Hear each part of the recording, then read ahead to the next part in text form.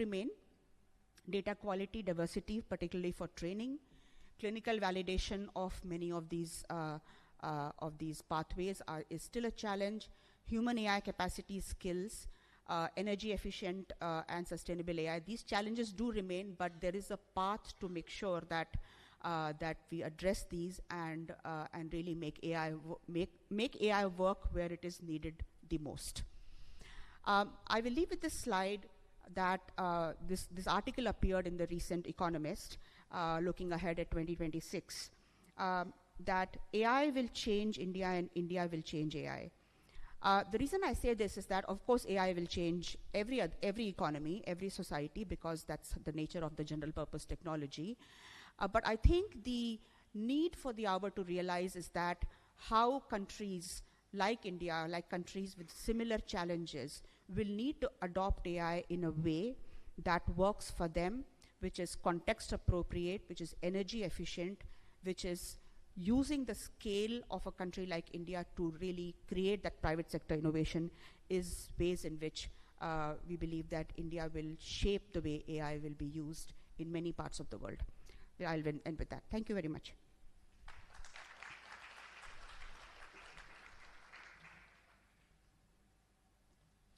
Thank you, Rohini, for a very insightful talk. I now invite Professor Thomas Craig, representing Leopoldina. He was a senior professor of dermatology at University of Cologne. He would talk about AI for medicine under pressure, easing healthcare burdens, intensifying governance, and challenges. Thinking of all this AI for health, I should tell you a joke. Why AI go to therapy? It had a bite of anxiety about making responsible decisions. This is a ChatGPT joke.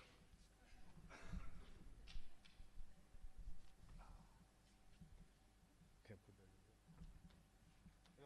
in there. My jokes are equally bad, but this is ChatGPT. Okay. And so it tells that things are still improving in AI. We look forward to better jokes next time. Thank you.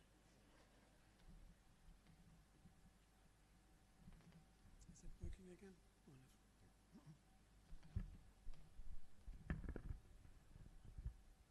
Thank you very much for your kind introduction. In my talk, I would like to offer the perspective of the German National Academy of Science, Leopoldina. Building on Dr. Srivasta's input, I will focus on the role of artificial intelligence in healthcare, with particular attention to Germany and Europe. And since I'm a trained dermatologist, I will use dermatology as a concrete example. My main argument is straightforward, and it does not really differ too much from the previous conclusions. AI in medical research and healthcare can strengthen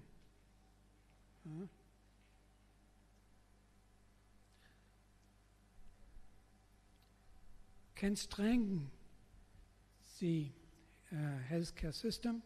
It can support doctors and nurses. It can improve the accuracy of diagnosis and help us to identify high-risk patients earlier. In this way, AI can clearly relieve pressure on our healthcare system. However, profound technology innovations like AI do not come for free. They also create pressure on society and require new laws and regulations. In Europe, the way we develop and use medical AI is now shaped by the European AI Act. The Act is already in place, but many details of its implementations are still open. If this governance is not applied and further developed in a smart and flexible way, we risk slowing down the very innovations that should help our patients and our healthcare system. Across Europe, healthcare systems are under increasing structural pressure. In contrast to India, demographic aging in Europe is accelerating, and therefore a growing share of the population lives with multiple chronic diseases affecting all tissues and organs. As a result, geromedicine is receiving increasing attention, and many research institutions try to develop approaches to target aging and age-related chronic diseases as a whole. We observe this in most European states, but similar challenges also occur in Japan and China. At the same time, many European countries face serious shortages of physicians and nursing staff, particularly in rural and under-reserved regions. Current data suggest that this trend will continue, creating a huge gap between the growing need for care and the resources available to provide it. The economic burden is also rising. The development of new drugs and personalized therapies has become increasingly expensive. In this situation, I think we cannot simply continue with more the same. We need to rethink our healthcare system in principle. We need to put much more emphasis on preventive measures. For this, we need new tools and new approaches. Artificial intelligence is one of these tools that might help us keep healthcare both accessible and sustainable. In medicine, we already see digital technology and AI implemented in many ways. Telemedicine supports patients in remote areas. Intelligent devices monitor key health indicators. All this helps to identify high-risk patients early and to concentrate preventive measures on a personalized level. AI-based imaging and video systems help to improve diagnostic in many medical disciplines. Radiology, pathology, and dermatology are extremely good examples. In dermatology, AI has been a valuable innovation for diagnosing diseases such as skin cancer for some time. With AI support, dermatologists and probably also general physicians can assess pigmented lesions more quickly and more accurately and identify so-called red flags that suggest a possible malignant melanoma. This is particularly important in underserved areas without access to specialists, where diagnosis is often delayed with deleterious consequences. But it also affects care in large cities, where AI can save time and help to prioritize patients who need rapid specialist attention.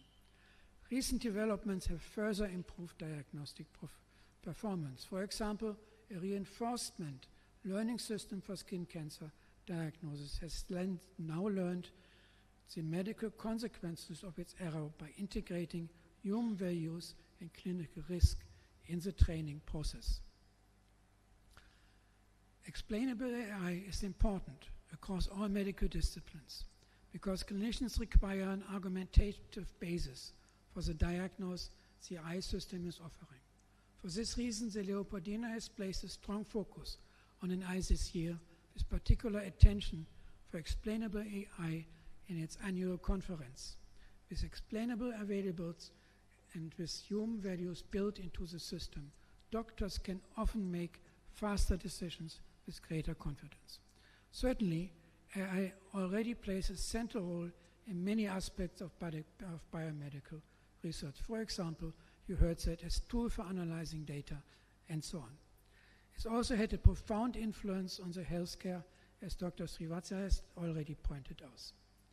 In this sense, AI in medicine may even have the potential to democratize healthcare, if you want to say that.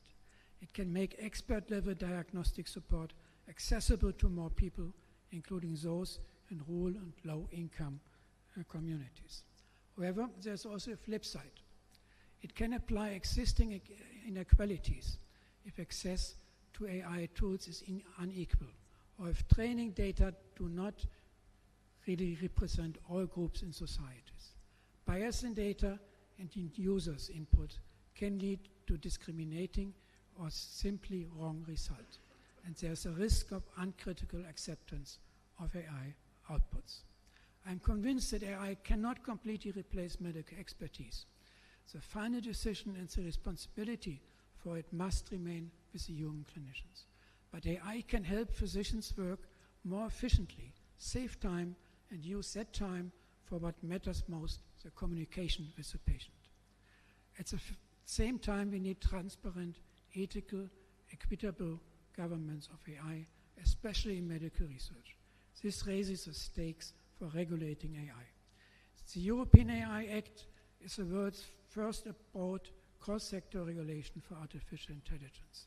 Adopted 1 year ago, it will shape the use of AI across many sectors. It follows a risk-based approach classifying AI systems from unacceptable to minimal risk.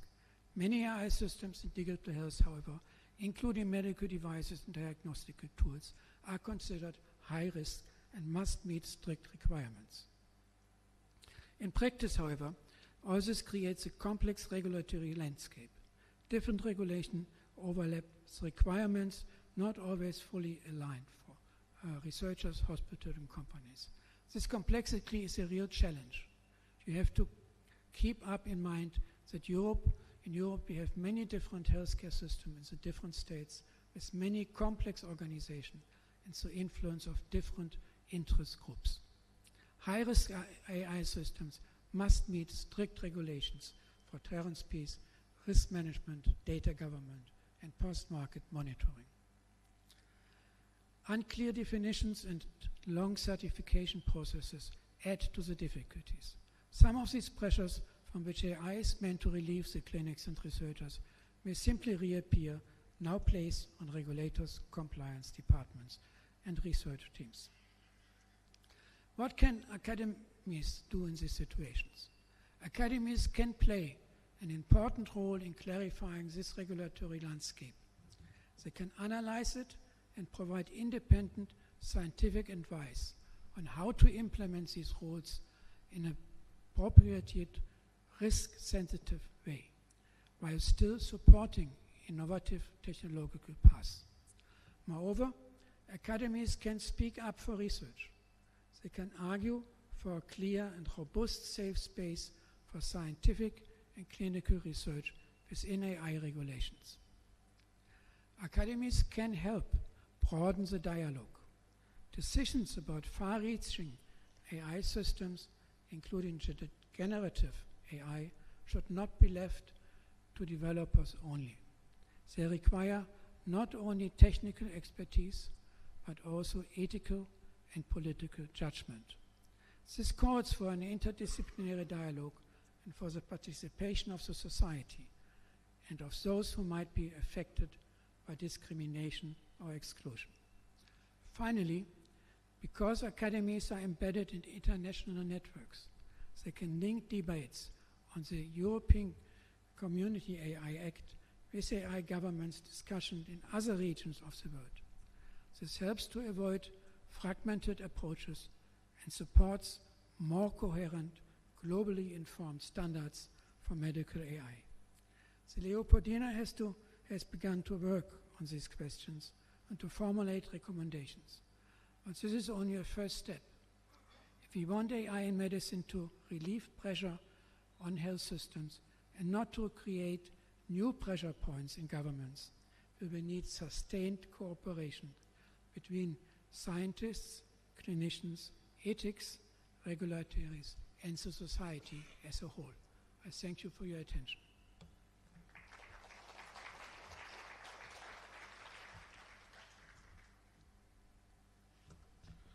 Thank you, Professor Craig, for your insights into AI in medicine. I now invite, for the last talk of this session, Professor Mayank Vatsa, representing Indian National Science Academy, and his talk will be on fair and privacy-preserving generative AI.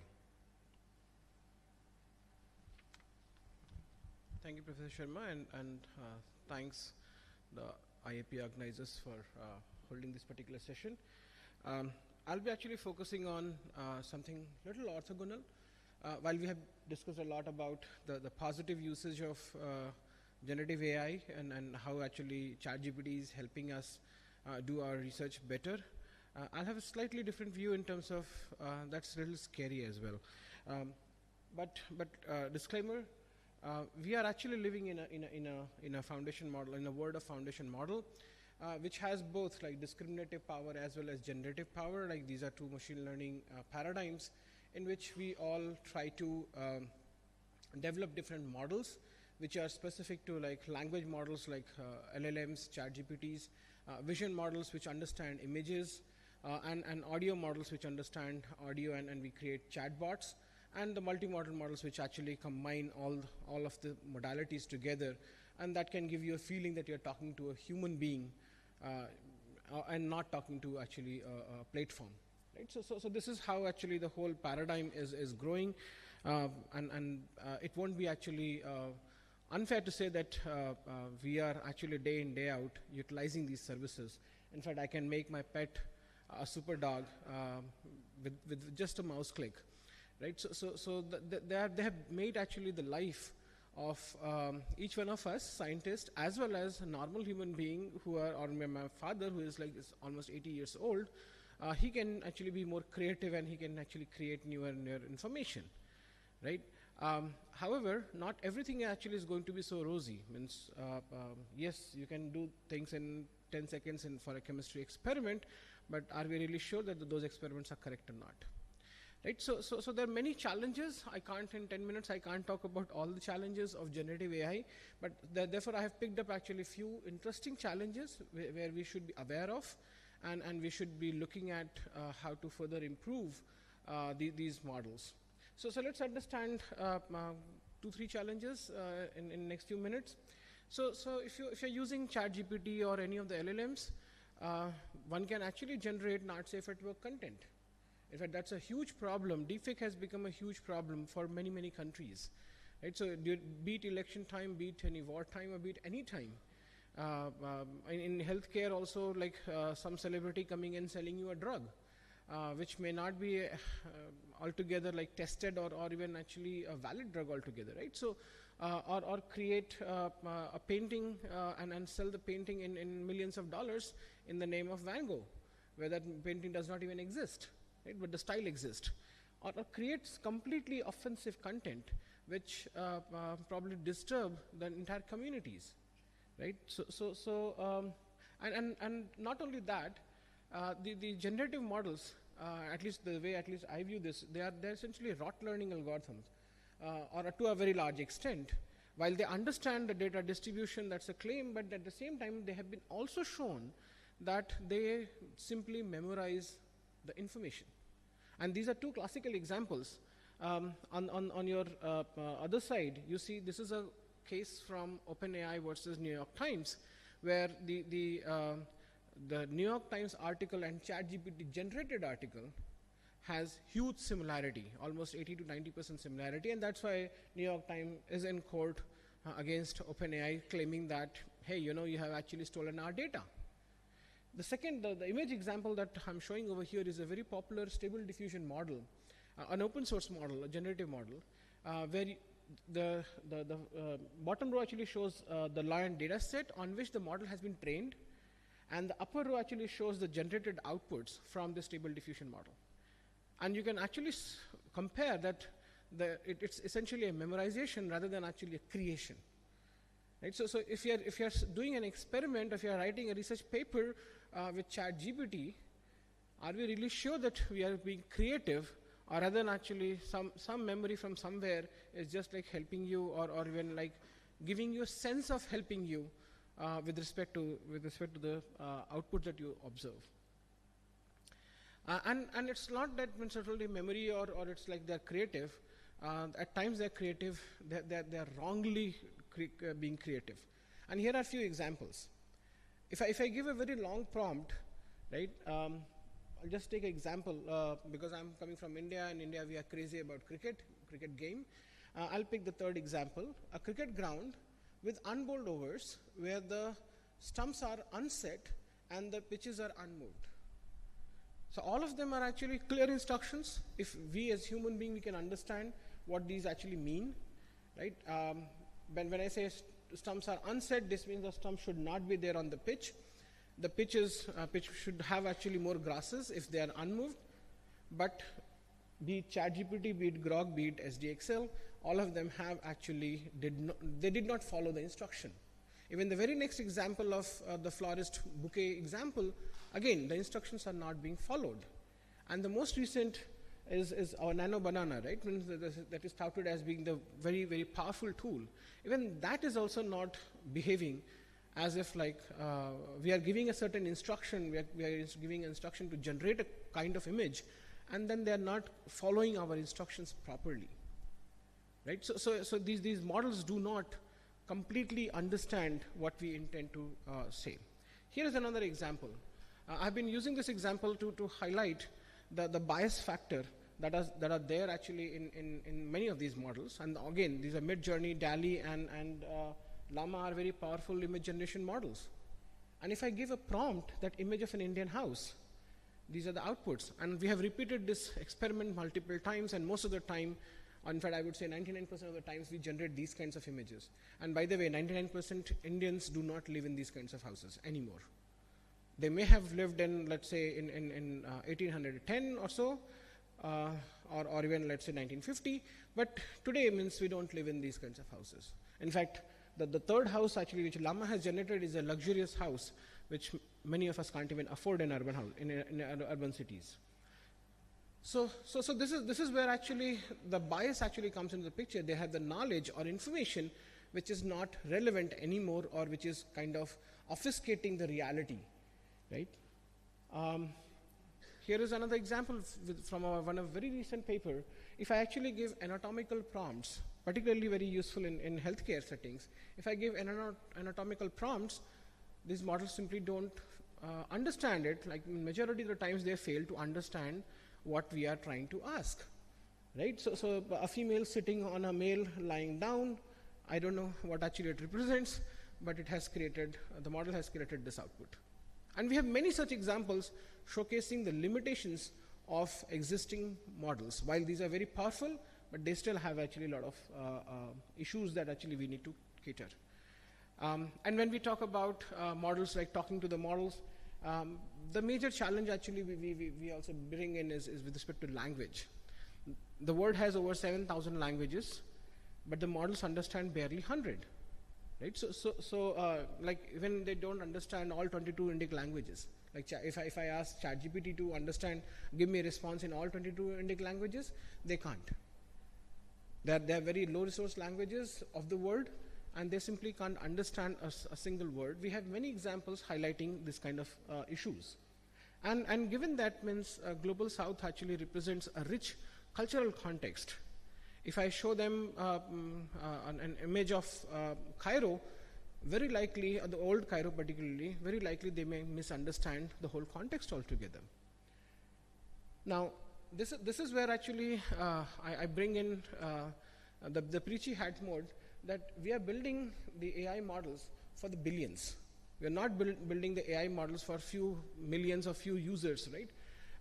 When we are touching the lives of billion users, be it the Aadhaar system in India or any other system across the world, we need to actually ensure that the systems are reachable, right? Systems are usable by billions of population, right? So multilingual context, the cultural context, and the overall scenarios that actually we ensure that we don't get just the rote learning information or the data that is, we should get the data that is more creative rather than actually simply that is actually mined from the large data sets.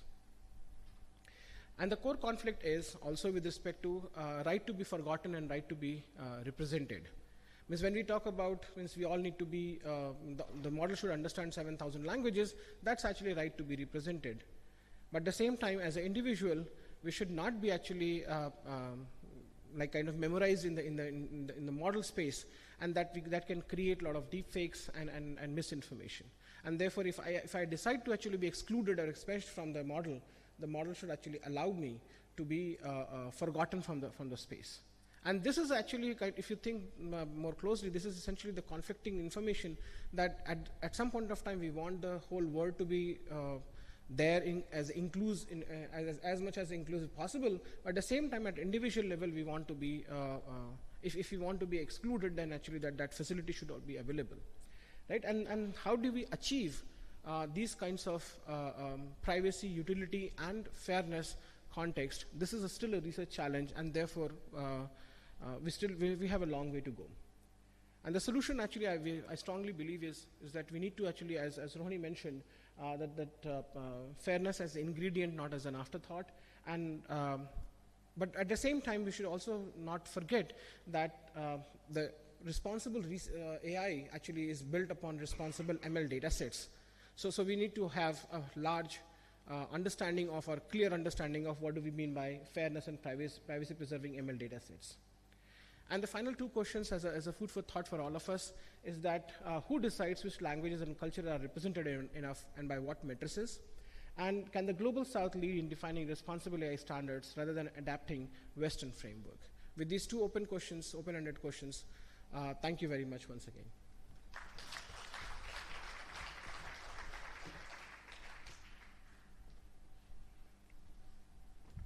Thank you, Professor Vatsa. Professor Vatsa is a professor of AI at the Indian Institute of Technology, Jodhpur. Thank you very much for a very interesting presentation. Now, we had a fantastic session, totally wonderful, a lot of food for thought. So the session is now open for discussion, questions. Yeah, there are 3 hands that went up there. Do we have a mic? Get them there.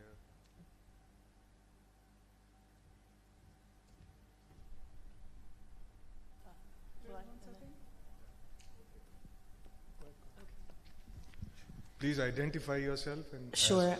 I'm Diane Negra. I'm a professor at University College Dublin, a member of the IAP board. Just to thank everybody, I think the contributions to thought on this extremely important topic were really, it's a pleasure to listen to everybody. I just want to come back to something that Stephanie had touched on, because I know you and I share an interest in postgraduate training, and you had mentioned the necessity for, or I might be extrapolating, Stephanie, but it seemed to me you were touching on expanded definitions of digital literacy that can incorporate a judicious use of AI. And I'm just wondering, taking what you said as kind of a broad set of statements, how we could operationalize some of this into postgraduate training with a particular emphasis on the urgency of what you talked about in terms of AI and research integrity. It seems to me that you made a number of really important points, but then there's a question of, okay, how do we now then put this into practice? If you have any thoughts on that, I'd really welcome them. Can I go ahead? Can I make an answer? Yes, please, go ahead. Very briefly, we certainly need to educate, and our students certainly need to understand the implications of what they're doing. But my view is that the first step is to educate the supervisors and the academics who are leading, the mentors who are leading the studies, to understand what kind of AI the students need. Sometimes it's not particularly sophisticated, but the other, that's one of the things that I think is critical. And the other is perhaps we need to develop a way of explaining how an AI or AIs were used in a study or in an article or a thesis. And for me, as a scientist, that kind of goes along with the methods that you used in your experimentation, but it does need to be made transparent. Thank you. Yes, next. Please pass on the mic there. It is here. May I use it? Oh, yeah. Okay. My name is Joachim von Braun. I'm president of the Vatican Academy of Science. We are engaged in AI and developments and humanity since about a decade. Our most recent conference was on AI and welfare of children. Now, I know that Australia has decided to block access to children under 16 to social media. Leopoldina has recommended the same for children under 14. We have not come to such a conclusion of an age limit, but have argued that the burden is on corporations who have established misleading algorithms, and on parents and on the education system. I would like to ask the panel, where you are coming out in terms of protecting child welfare. We also have philosophized about a Hippocratic oath of people who are writing applied mathematics algorithms. So we have a serious problem of child welfare related to AI. What are your proposed solutions? Is it a question to a specific panelist? Well, maybe Leopoldina and Australia can speak. Okay. Although you talked about health and agriculture, which I was very interested in, that maybe you can give your academy's positions. Dr. Surinder Singh, would you like to respond?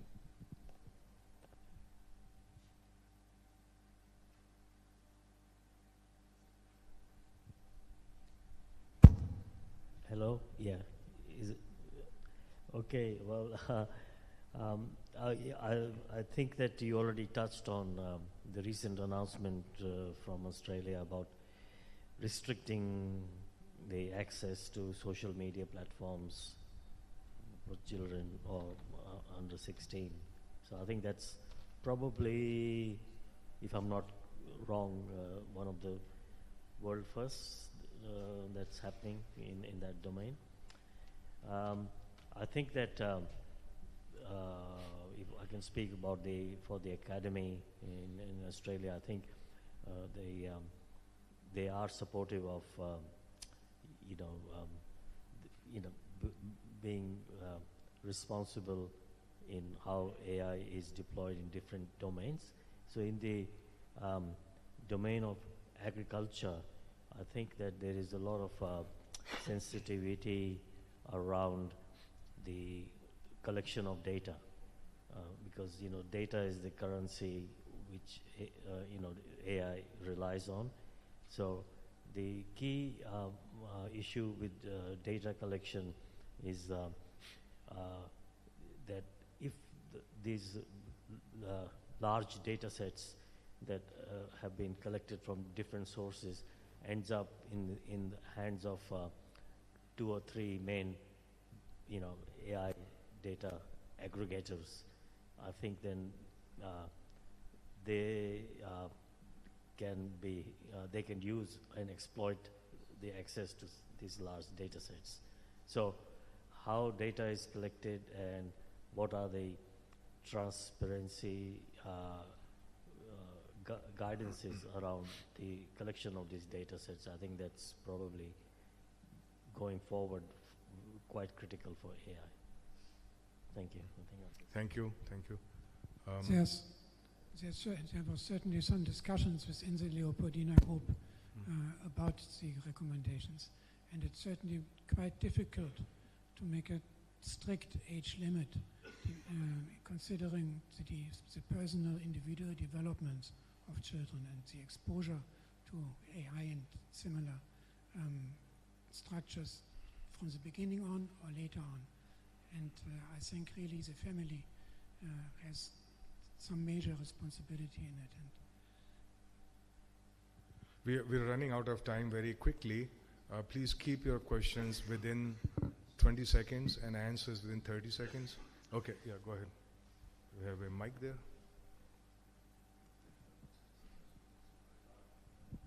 Yes, actually, I have a question, or more is a general thought. I didn't see a discussion about one point which to me is relevant.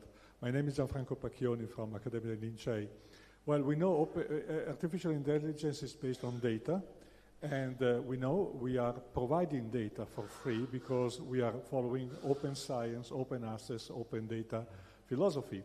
So we are providing this data for free, but these are very valuable data which are produced with public money, which are validated through a scientific procedure. And these data are used by private companies, who are selling their product. Because when we are talking about education, some universities are already starting to buy products like ChatGPT for distributing and let them use by the students. But I checked just right now on the website, if a university with 10,000 students want to provide the professional version of ChatGPT to all the students, 10,000, which cost about $3 million per year.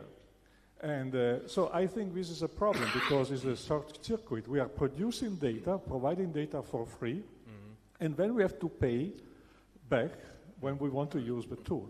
So I think we should discuss, and universities should join together to make a simple deal. We provide the data because we will continue to have open science and open data and open access, but we want to have the tools, the professional version of the tools for free. Because this is much more powerful. Very important question. Who owns the data? Who monetizes the data? Is data or algorithm more important? There are very many questions about data ownership, data use, data transport, data localization, and so on. So anyway, is there a quick response to this? Yeah, go ahead.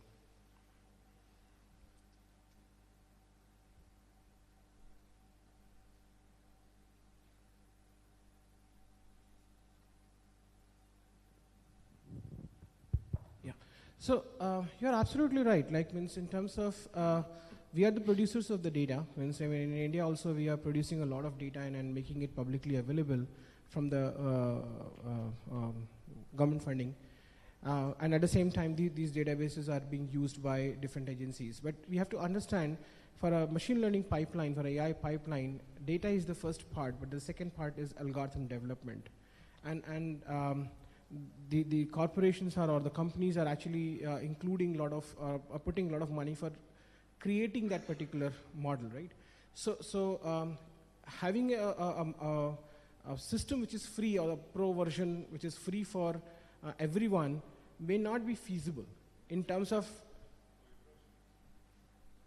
for the universities also, like, again, like the universities with 10,000 students, 20,000 students, it may not be free. Means unless until there is something like some restricted version are there. Like for example, Gemini has actually started giving the restricted version in terms of how much you can use, right? So and in fact, OpenAI also came to India and have started actually giving 1 year free subscription. Not the pro version, but at least the base Go Live version is free for the entire India altogether right now.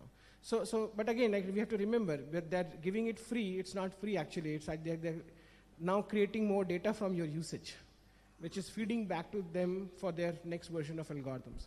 So there is nothing going to be free whether we provide data in lieu of our models or their models and use our data in their research. So it's a cyclic process, right? So at least in my opinion, nothing is going to be free, whether we pay through money or we pay through our data. So that's one of the payment mode has to be there.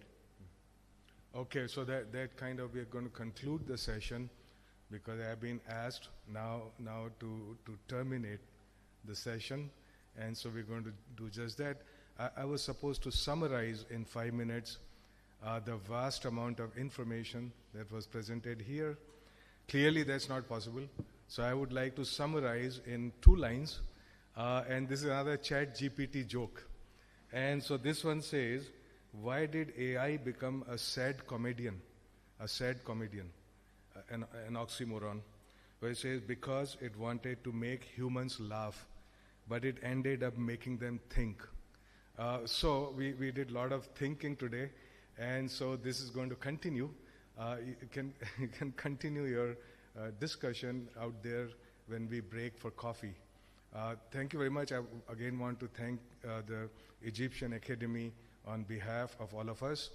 And also, I'm very thankful they made me run up and down the podium, so I got some exercise for today. Thank you very much, and let's break for tea.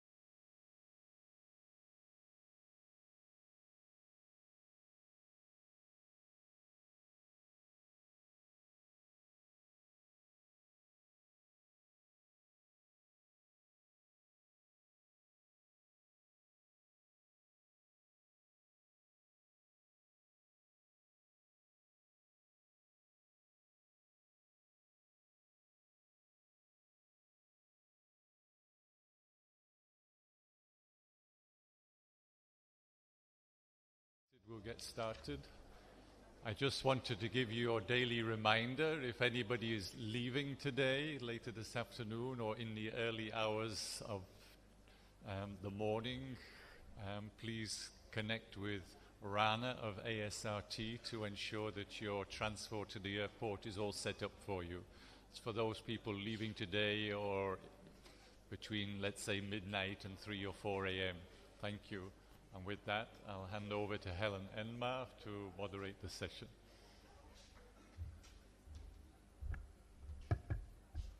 Thank you so much. Good morning, everyone. I'm very happy to see all of you here today, and thank you for joining us. And hello to everybody also who's joining us online. We've been really looking forward to this conversation.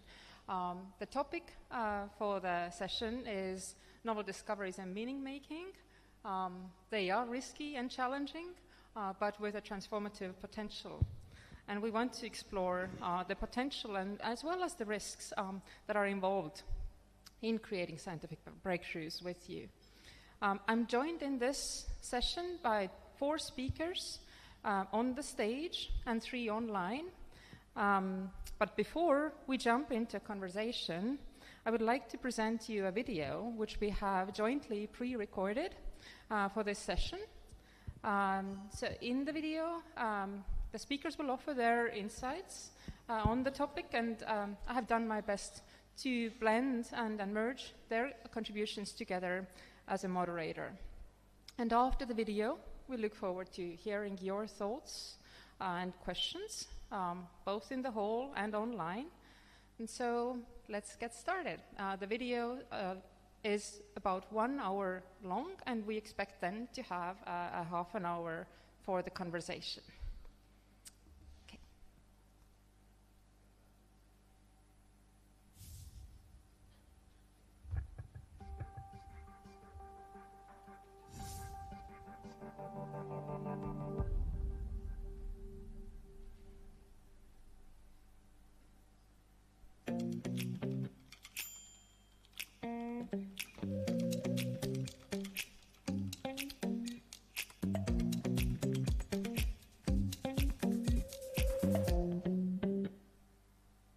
Welcome, and thank you for joining us.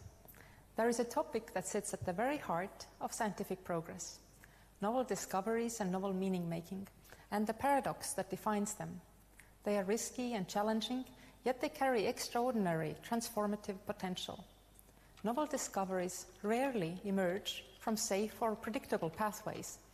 They often begin as fragile ideas, unpolished, uncertain, and easy to dismiss. But when given room to grow, when we dare to pursue them despite the risks, they reshape our understanding of the world. They shift paradigms, provoke new questions, and open possibilities we didn't know existed. And discovery alone is not enough. New meaning-making, how we interpret, frame, and understand what we find, is equally essential. It can take the form of a new reading of a concept, a fresh argument that unsettles established doctrines, or an alternative framing that exposes assumptions we have long taken for granted. Novelty in interpretation is often subtle but profound. It determines whether insights remain isolated breakthroughs or become catalysts for broader scientific, societal, or cultural change. Yet pursuing the new, whether in knowledge, methods, interpretation, or practice, comes with real challenges. Novelty often confronts existing structures, the way we fund research, the way we evaluate it, the way we define success, and the way institutions respond to uncertainty. These structures can limit risk-taking, even when the greatest advances require it. So we should explore this tension that sits at the very heart of scientific progress. Why is novelty so difficult to support? What makes it worth the risk? And how can we create conditions where discovery and meaning-making can truly flourish?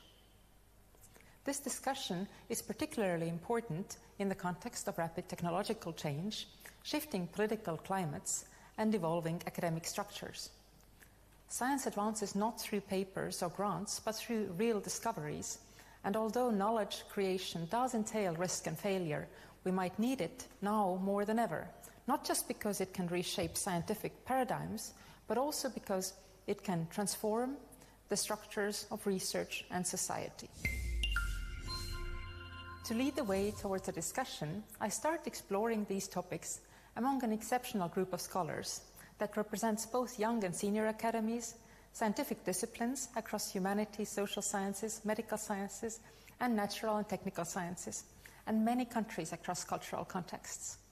Our aim is to think openly and critically about the nature and value of novelty in scientific research, how novel discoveries and meaning-making happen, how we recognize them, and how we nurture them, and how we enable their transformative potential in the current context. Drawing on philosophy of science and social epistemology, we invite you to consider how to support novelty in science, not only in funding and evaluation, but also in defining success and excellence, valuing diverse outputs, and justifying varied opportunities to pursue risky ideas. I'm honored to introduce Professor Tarmo Soomere from Estonia. He's a member and former president of the Estonian Academy of Sciences, a member of Academia Europaea, and currently chair of the European members to the International Science Council.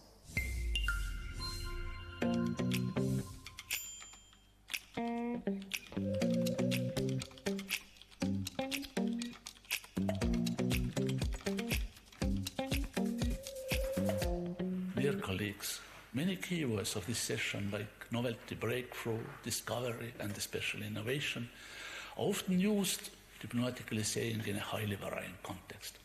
It has become even customary to tune their meaning to fit the purpose of the speaker and to support his or her view on things. Still, these words definitely are not simply buzzwords or kind of lingo. They do have clear meaning. In particular, the fundamentals of innovation can be traced back to Peter Drucker. It is an application of fundamentally new knowledge to solve new problems. Innovation is much more than simply a way of getting process smoother or production more effective. In this context, not only novelty, but essentially a breakthrough in science is a mandatory precondition of innovation, more generally, of any major transformation of society. There is clear similarity with unicorns, which are teams who drive brilliant business ideas worth of $1 billion. Such businesses do not emerge out of blue sky. They usually materialize breakthroughs in science and associated technology. A simple saying highlights this connection. Unicorns are essentially a spillover effect of excellent science. Novelty is part of the definition of science. That essentially means retrieving new and significant information. What is not new is not science, and generally cannot fuel a breakthrough or innovation. The most complicated item among these words is breakthrough. Everybody likes it. Many claim to have reached it, but a few have really done it. Not all science belongs to this category, but some does. Measuring of science is already a headache. Identification of breakthroughs is much more complicated. Paraphrasing words of George Box about models, all metrics and rankings are wrong, but some are useful.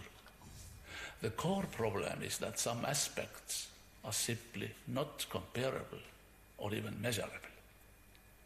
This is a generic problem in social sciences in general and in science about science in particular.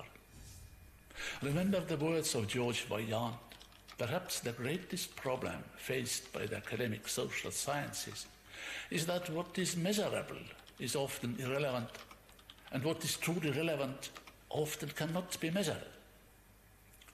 The degree of usefulness of metrics strongly depends on not only how professionally different kinds of metrics and rankings are designed and evaluated. This degree even more strongly depends on the context. Many commonly used rankings and metrics are focused on measurable achievements in the classic, mostly English language, science landscape. They almost ignore science produced in other languages, be it Spanish, Chinese, or Russian today, and even larger variety of language in the past, and often together with breakthroughs described in these languages. This feature essentially is a bug. It distorts and normally diminishes both standing and perception of science performed in many places. It is one of intrinsic components of a gradient between so-called global north and global south. But if we look closer, a similar or even more contrast gradient exists in the east-west direction, clearly in the Asian continent, and somewhat sheltered, but perhaps even stronger in Europe. This is why young academies, together with Berlin-Brandenburg Academy of Sciences in Germany, have initiated so-called Reclaiming Europe initiative to make European society and science connected and great. We, I mean here so-called Western science, have overlooked this aspect for decades. The presence of such gradients has enormous cost for the entire mankind, possibly even larger cost than keeping science for males only for centuries. This is one of the items in the category what we do not know that we don't know. It is highly likely that we have lost hundreds of discoveries and millions of items of progress simply by not fully involving the potential of brains in so-called less developed countries. The funding models of science for these countries are essentially a continuation of good old colonial attitude, focusing on short-term gain by providing minimum support and offering the best brains an option to move to some Western research centers. This process is fundamentally counterproductive because of many aspects. Part of them are deeply hidden. Some of these deeply hidden aspects have been highlighted in recent years. Intriguingly, the key input comes from metrics. For several decades, the total research output measured, for example, in peer-reviewed publications has doubled every 9 years. This is a much slower pace than the Moore's law for capacity of processors, but still amazingly rapid. However, at the same time, the proportion of scientific breakthroughs in this avalanche of results has greatly decreased, roughly about 10 times, and in all disciplines. It is, of course, debatable how to identify a breakthrough or a genuine discovery. There are still some more or less reliable indicators of such publications in terms of time evolution of citation metrics. Two categories can be singled out. First, publications that create a new big picture from pieces of a puzzle so that there is no need to refer to any previous study. And second, publications that correct earlier shortages and offer a radically different solution. And this analysis reveals a highly interesting feature. The number of such publications, breakthroughs or genuine discoveries per year, has remained more or less constant. This conjecture is not only highly inconvenient or even alarming. It may have steep political and financial consequences. The taxpayer asks, why I should pay for massively widening science when real benefit is produced by a few? This is a completely valid question, and we scientists must provide a convincing answer. Some attempts to answer this question have already failed. Fortunately, the taxpayer is not yet informed about these failures, but the scientific community has been told about that. First, remote work and virtual computation seem to provide a great, effective, and especially cost-effective solution for reaching discoveries in tight cooperation. This has been already proved as a dead end or even blunder. This kind of cooperation, virtual cooperation over Zoom or Teams, is a perfect way to complete projects, but ideas are created from face-to-face interaction. A hurting conjecture is that exclusively relying on remote connections has clear negative impact on reaching breakthroughs. Second, we are used to think that big teams are more effective to reach new horizons. This is wrong, not in each single case, but statistically. Small and flexible teams have better chances to reach discoveries. These two features may be the reasons why the normalized impact of Estonian science or science in Iceland is at the top of the world. It might well be that fragmented research landscape and mostly small teams are the key. There are more uncomfortable conjectures. Third, we have used to believe that very strong academic leaders create entire generations of excellent young scientists. Shortly, if you want to get Nobel Prize, start your career in the lab of a Nobel Prize winner. A dedicated analysis has shown that this is also wrong. The probability of surviving of young researcher on the academic landscape is clearly smaller for those who have started their career in a large team or who have had extremely productive mentors. These examples of counterintuitive but carefully validated features, not bugs, of that academic landscape are not only interesting things to know. They may lead to major modifications of science policy landscape. They may lead to extensive political pressure and controversial financial decisions that endanger our common future. Some of the related ramifications are evident in the recent science policy decisions of the United States and some other countries. We are therefore facing the times where many intuitively feasible ways forward that have served as excellent solutions in the past are becoming problematic and have either to be reconsidered or reshaped. On the one hand, the classic arguments about science as public good and foundation of better future do not necessarily work anymore. On the other hand, the words of Shimon Peres are still valid. Without science, we can't remove poverty and cannot reach peace. There is clearly no alternative to science in terms of making our future worth of living in it. But we have to reconsider how it works, how it is being funded, how it is being evaluated, how it is being communicated to society and stakeholders. And most importantly, how it should be shaped to reach solutions and breakthroughs and not only mountains of publications.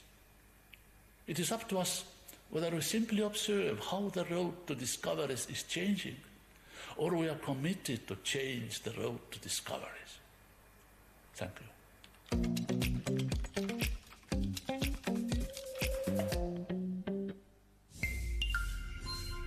It's important to remember that novelty doesn't appear in a vacuum. It interacts with the systems and conditions that shape research itself. Technology, for instance, plays a dual role. It can accelerate groundbreaking discoveries, yet it can also reinforce echo chambers and reward the familiar, reminding us how deeply scientific progress depends on its structural environment. At the same time, novelty is increasingly constrained by pressures on academic freedom. Political and institutional priorities that favor short-term goals or low-risk research can inadvertently discourage exactly the kinds of paradigm-challenging ideas that drive real discovery. And these pressures are felt most acutely by early career researchers. Career structures and evaluation metrics rarely reward curiosity-driven exploration, and funding systems often struggle to support high-risk proposals, shaping which breakthroughs ever have a chance to emerge. With these broader dynamics in mind, let us turn to our next speaker. I'm delighted to introduce Sanna Jukola, a philosopher working in the field of philosophy of science and social epistemology at the University of Twente in the Netherlands, and also representing here the Young Academy of Finland.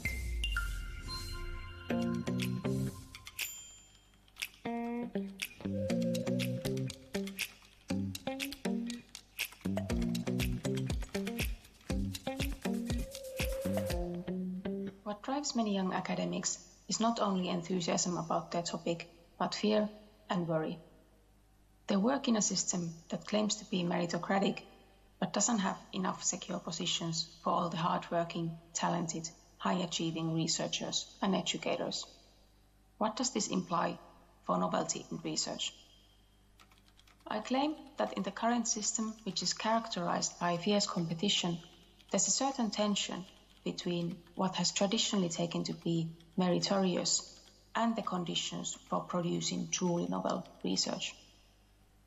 Social epistemologists such as Helen Longino have long argued that diversity of points of view is a necessary condition for breakthroughs in science.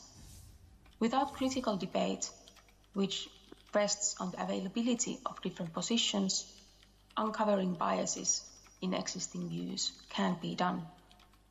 Novelty thus requires space and time for taking part in debates and developing alternative positions. However, certain practices that have been used for assessing excellence seem to hinder critical debate. For example, publishing in top journals has often been taken to be necessary for building a truly meritorious CV. It has been argued that this guides researchers to conduct work that is in line with the views held by the editors and reviewers of those top journals. Using resources to build projects that truly take alternative positions then might not be smart, especially if one wants to have a CV that is competitive in the current system. We thus have to ask, how can we address such systemic factors that potentially limit novelty in research? For example, how should research evaluation take into consideration the competitive nature of the current system and the limits that poses, especially on young researchers?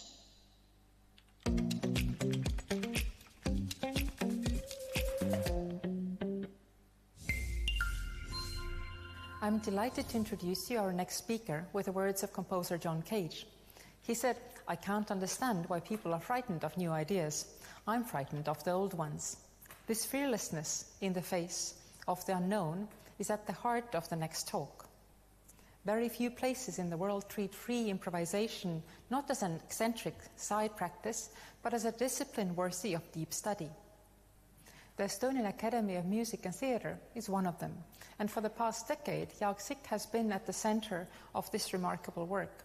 In a world increasingly organized around metrics, predictability, and reproducible outcomes, Jaak invites us to consider improvisation as an existential stance, a way of thinking that protects risk, honors the unknown, and keeps human creativity alive. His remarks point towards an institutional agenda that recognizes improvisation not as an artistic niche, but as a vital epistemic resource, one capable of reshaping how we teach, research, and imagine knowledge itself. I'm pleased to welcome Jaak Sikk from Estonia, researcher and lecturer in improvisation at the Estonian Academy of Music and Theatre, and a member of the Estonian Young Academy of Sciences.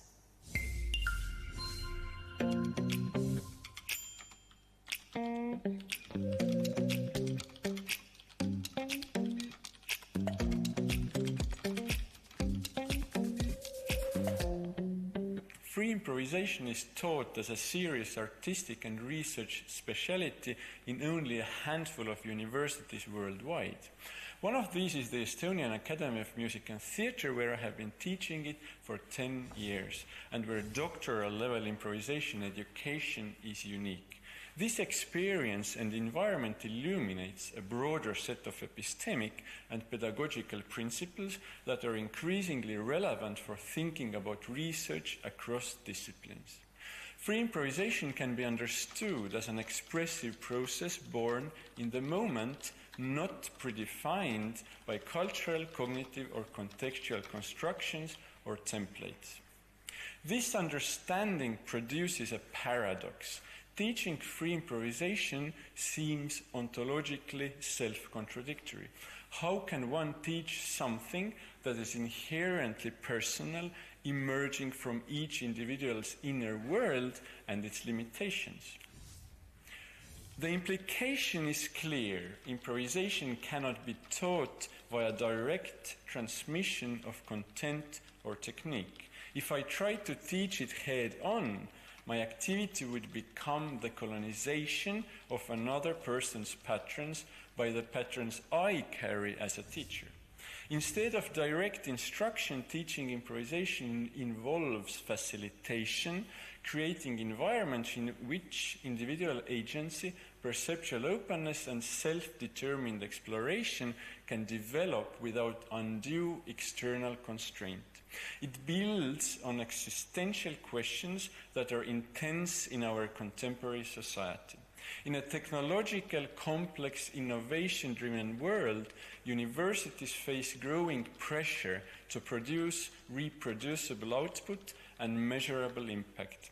Yet the most transformative research often emerges from processes that deliberately operate outside such predictable structures.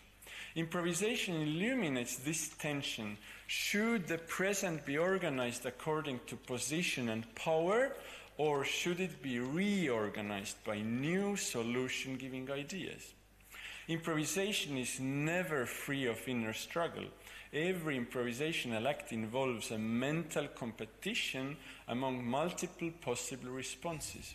A person or a situation is not a singular voice, but a complex assembly of competing directions of thought, each striving towards expression. From this internal wrestling emerge several core principles of free improvisation that are also relevant for organizing innovative research. Accept true mental processes as they unfold. Express ideas through action as integrally as possible. Accept mistakes and risk as unavoidable and important productive conditions. Recognize discomfort as normality. Commit to a dynamic, context-sensitive flow of thought and action. Build communication through the coexistence of diverse synchronous lines that influence one another. And encourage self-determination, protecting personal mental space as a human right.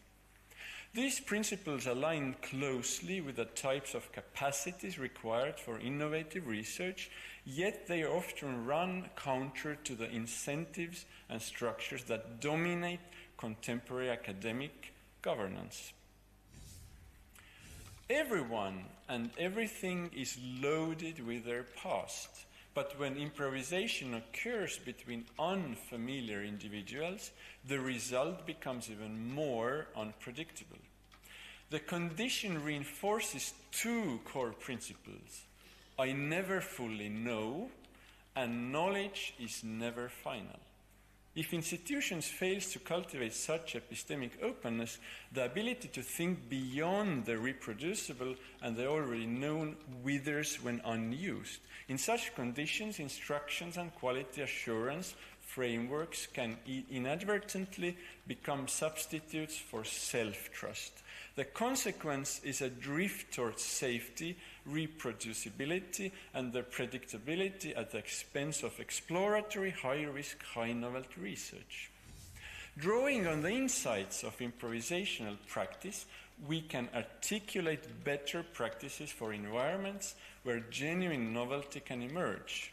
Let us consider the models we can adapt from the field of improvisation to sustain cultures of novelty and foster the flourishing of their practitioners. How do we keep our institutions and ourselves from replacing risky living thought with the comforts of safe, reproducible procedure?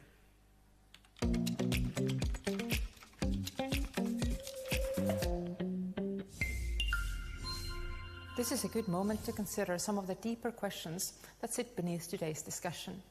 Why are we, as researchers, and as a society, so drawn to everything new? Why do we pursue research in the first place? And what is it that makes novel discoveries and new meaning-making truly valuable?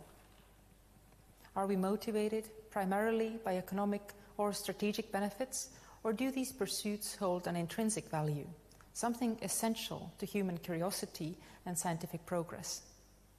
Looking at the bigger picture, we might even ask whether the pursuit of novelty, new insights, new interpretations, new ways of understanding, defines the core purpose of our research ecosystems. And if it does, then what does it take to build and sustain an ecosystem where such novelty is not only possible, but genuinely encouraged? What kinds of structures, incentives, and freedoms allow breakthroughs to emerge? This also invites us to reflect on the role of scientific publications. They are undoubtedly important. One of the key means through which discoveries are communicated, validated, and shared.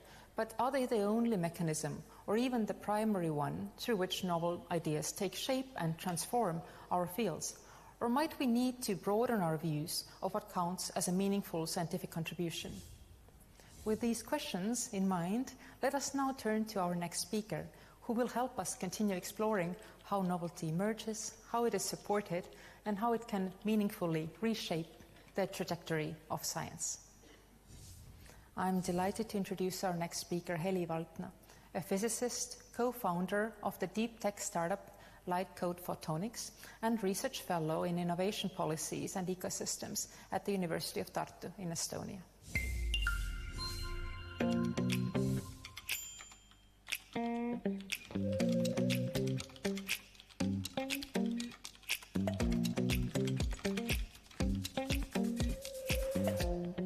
Technological novelty is one of the most important components of innovation. It is the object of desire, capable of helping one win a war, gain power, or simply live a good life. Over time, the innovation process has become increasingly complex. Today, humankind is learning to master open innovation. At its best, it combines contributions from multiple organizations, each playing a vital role in the process. Innovation extends beyond the technical subject matter. It calls for new approaches to organization, culture, funding, marketing, and manufacturing. Those two are innovations. When everything aligns, the results can be transformative. When it does not, the process can lead to a dead end, yielding no economic return or losses, which is far more common than success. Such a collaborative environment has properties of a complex system. Performance does not only depend on the resources and scientific subject matter excellence. To perform efficiently under uncertainty, it also requires trust, openness, and willingness to learn from each contributor. Moreover, the rewards are shared before contributors know exactly what success looks like, if and when it will be harvested. As a result, rewards are often distributed unevenly, sometimes with extreme unfairness. This very nature of innovation invites the less visible forces of human nature to the table. Innovation is often held back not by lack of knowledge, skill, or motivation, but by strong emotions inside us: fear, greed, and envy. Those tend to surface under pressure or in the wake of success. To harness innovation fully, we must first mature, both as individuals and as societies. While we build novel technologies, technologies teach us how to be human by mirroring back who we are as individuals, societies, and economies.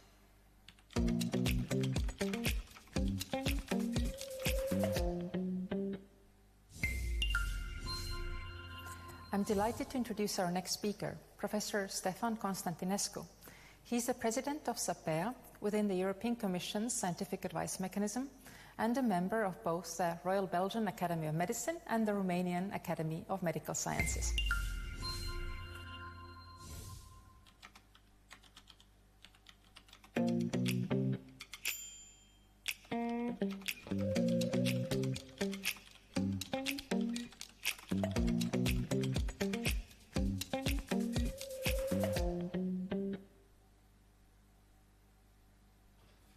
I would like to thank the organizers for inviting me to this extremely interesting session. I think that science is in this situation where future is no longer what it used to be, as Paul Valéry once said. Science is under extreme pressure because we have constraints, material constraints, societal constraints, and I think that the question is how to foster very good research that brings breakthroughs, discoveries, and novelty, and then impact on society. And I think that we have short-term and long-term issues. On the short term, I think we have to find a way to reform the grant system. The grants that came initially from prizes, recognizing merit, giving a check, a white blank check to people to pursue their ideas, have been transformed into a complicated instrument that somehow becomes a purpose in itself. And high-impact papers are a preconceived condition to obtain these grants. So one shifted from the authentic motivation of pursuit of truth into this competitive nature of getting grants and papers, which is putting the accent on the process and not on the function. Now, eLife, the journal that was started and edited initially by Randy Shackman, had the fundamental principles that I think would be a solution to this problem, because journals have to evolve, and the simple open access solution has not solved the problem. And with respect to the grants, I think that we are having too many people that are talented and deserve to be funded, and the funding is simply not sufficient. The study section, the panels, do not have enough experts in the actual areas, and many times the grants are awarded simply based on rewarding high-impact papers. So I think those are the things that especially young academies and academies in general and academia should propose to society in a convincing way, so that we change these instruments that are instruments from 30 years ago when the science was different than today. But on the long run, I think that the fundamental problem is at the level of universities. So if we want to have in the future generations good science that would bring prosperity and health, we need to take a very, very close look at how universities function. Because scientists are generally recruited from the universities, and that's where most of the discoveries occur. Of course, also in research institutes linked to universities. So I'm going to take 3 examples. In Western Europe, universities are confronted with a huge number of students because politicians have made it that everybody wants to go to the university. And then, just by inertia, a lot of people enter masters and PhD. This leads to the fact that professors sometimes have to do only teaching. And this separation between teaching and research is very dangerous. It's very dangerous because in front of a university student, a professor is authentic, legitimate, only when she or he has done some discoveries or some original things in their past and can represent that discipline. And this, the presence of very good scientists as professors is important in the undergraduate world, not only at the PhD and postdoc world. Because teaching large auditoria of undergraduate students will leave an impact on their scientific education early on. And some of those will become the business people and the politicians and the society that then will decide on the future of science in the future.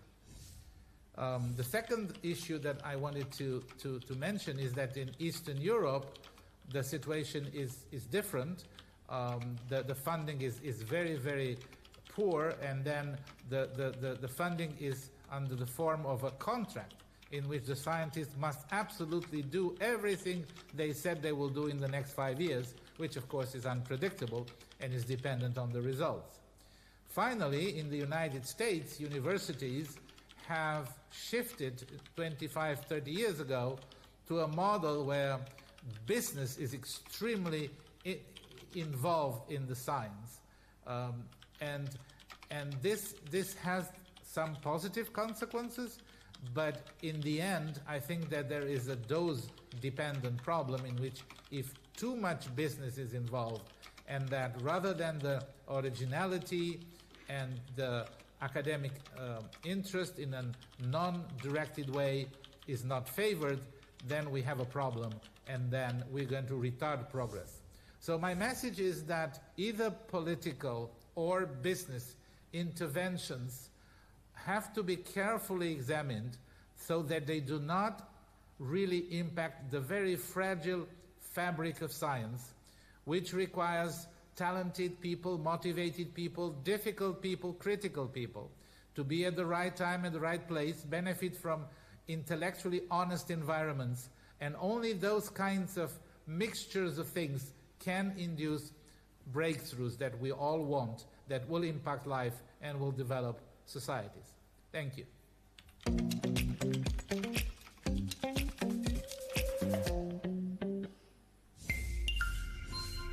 It's my pleasure to introduce Professor Adel Daoud from Sweden, Senior Associate Professor in Analytical Sociology at Linköping University, Affiliated Associate Professor in Data Science and AI for the Social Sciences at Chalmers University, and a member of the Young Academy of Sweden.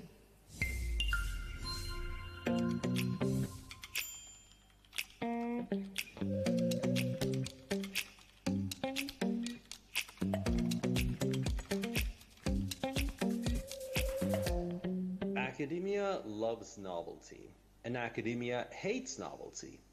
It sounds absurd, right? But let me explain this paradox. Hello, my name is Adel Daoud. I'm a professor and also a host of the Journeys of Scholars podcast. Over the years, I've explored how new ideas spring up and sometimes get shut down in fields like sociology, mathematics, physics and statistics, and computer science and beyond. I've seen a troubling pattern. Novelty is a valued entity in theory, but often resisted in practice. We all say we prize novelty. After all, breakthroughs and daring hypotheses in all of these disciplines, a groundbreaking theorem in math, fresh perspective in sociology, drive knowledge forward. In principle, every discipline rewards the big new idea. But in reality, truly novel work often meets resistance. A sociologist who challenges the canon might struggle to get published. A mathematician with an unconventional proof might be dismissed because it defies the way we do things. And a physics proposing a radical experiment can be told it is too risky to get funded. In practice, the more an idea departs from the familiar, the more pushback it gets. So why this hesitation? Because the novelty is risky. It upends the comfort zone and can fail spectacularly, right? A new idea threatens old ones, and not everyone welcomes that. Our academic structures often amplify this caution. Think about it. A young researcher knows that playing it safe wins grants, jobs, and promotion, while a highly risky idea, no matter how world-changing it could be, might not survive peer review. Funding agencies and journals often claim they want groundbreaking work, as long as it's not too groundbreaking. The result is that we end up constraining the very novelty we claim to celebrate. So how do we break out of this paradox? This conference is, as we know, is all about novelty in science, which raises the critical question, what would it take to build an academic culture that truly encourages high risks, curiosity-driven research? How might we redesign our funding or evaluations or in the entire system to ensure the next bold idea gets its chance to thrive instead of being stifled? Well, that is a good question. I'll leave you with this critical insight or question. If we truly value novelty, how will we redesign academia to reward it instead of really now, as we're doing, stifling it?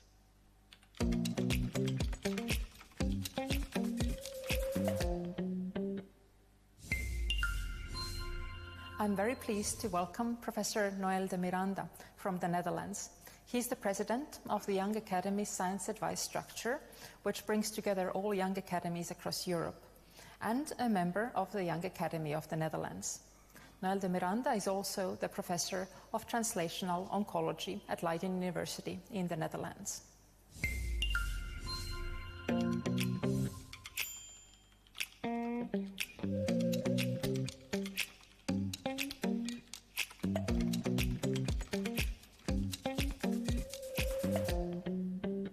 past years, it has increasingly become the norm that researchers must demonstrate how their work will lead to short or mid-term societal and economic benefits. Funding agencies now often expect valorization plans, and many programs prioritize partnerships between academia and industry designed to turn knowledge into products as quickly as possible. I work in cancer immunotherapy, a field that has produced life-changing cancer treatments and grown into a multi-billion-dollar industry. But this success results from a chain of discoveries that were not intended to treat cancer in the first place.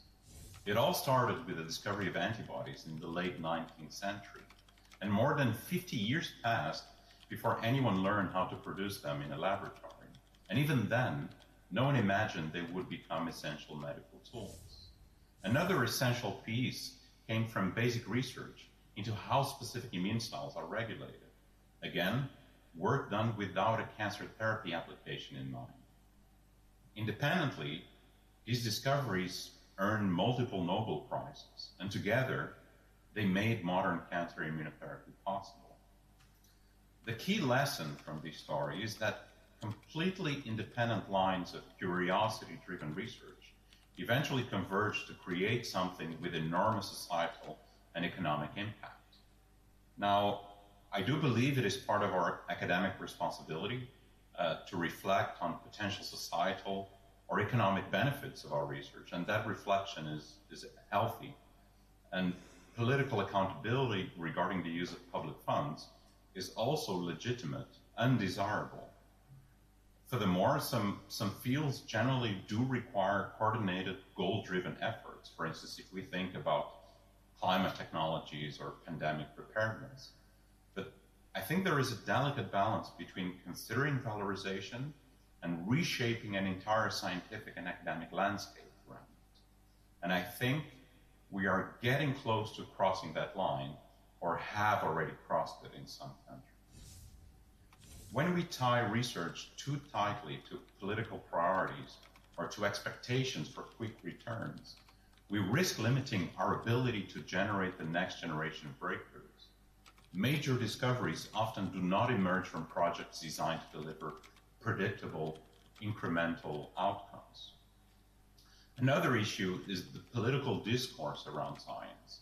We hear repeatedly that research must give back to society, and of course it must. But the timelines and expectations are increasingly set by policymakers, not in scientific reality. And this can give the public a distorted sense of how science actually works. If fast, concrete results become the expected norm, academic freedom starts to look like luxury, while slow, uncertain discovery begins to look like inefficiency rather than what it really is, the foundation of innovation. Paradoxically, by pushing researchers towards small, safe projects that promise short-term impact, we may actually be wasting public funds, because these projects cannot deliver the transformative advances society ultimately depends on. There is one more point I want to stress. Today's research environment is shaping tomorrow's scientists. If we narrow the bandwidth within which science is allowed to operate, we severely limit the training, imagination, and risk-taking of early career researchers, who are the people whom the future scientific progress will eventually rely on.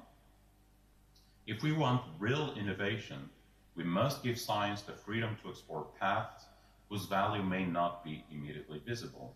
History has shown us again and again that these are the paths that will lead to breakthroughs that truly matter. There are several questions that I would like to pose in this context. Are we unintentionally designing a research system that is incapable of producing the next major breakthrough? What kind of scientific legacy are we leaving for early career researchers? A space for discovery or a system of safe incremental checkboxes? Finally, how do we rebuild public trust when we promise fast innovation, yet know that real discovery takes time, resources, and often fails along the way?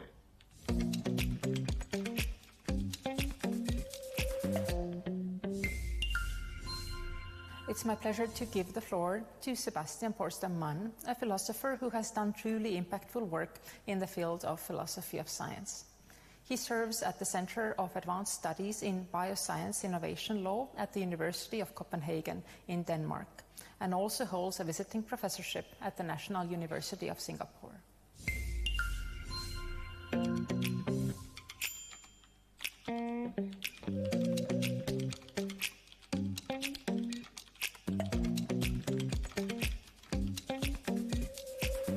Dear colleagues, esteemed members of the National Academies, my name is Sebastian Porsdam-Mann and I'm recording this from Copenhagen. The reflections we've heard in this session show how bold ideas might be constrained in science, and this raises an important question. What happens when a truly transformative technology enters that same landscape? Let me discuss the example of generative AI, which offers extraordinary new possibilities. If we want to achieve breakthroughs in science, we must consider the potential of such emerging technologies that may expand our collective capacity for discovery. So the topic of this session is novel discoveries in meaning-making, risky and challenging, but with transformative potential. And as just mentioned, the novel discovery I will be talking about is generative AI.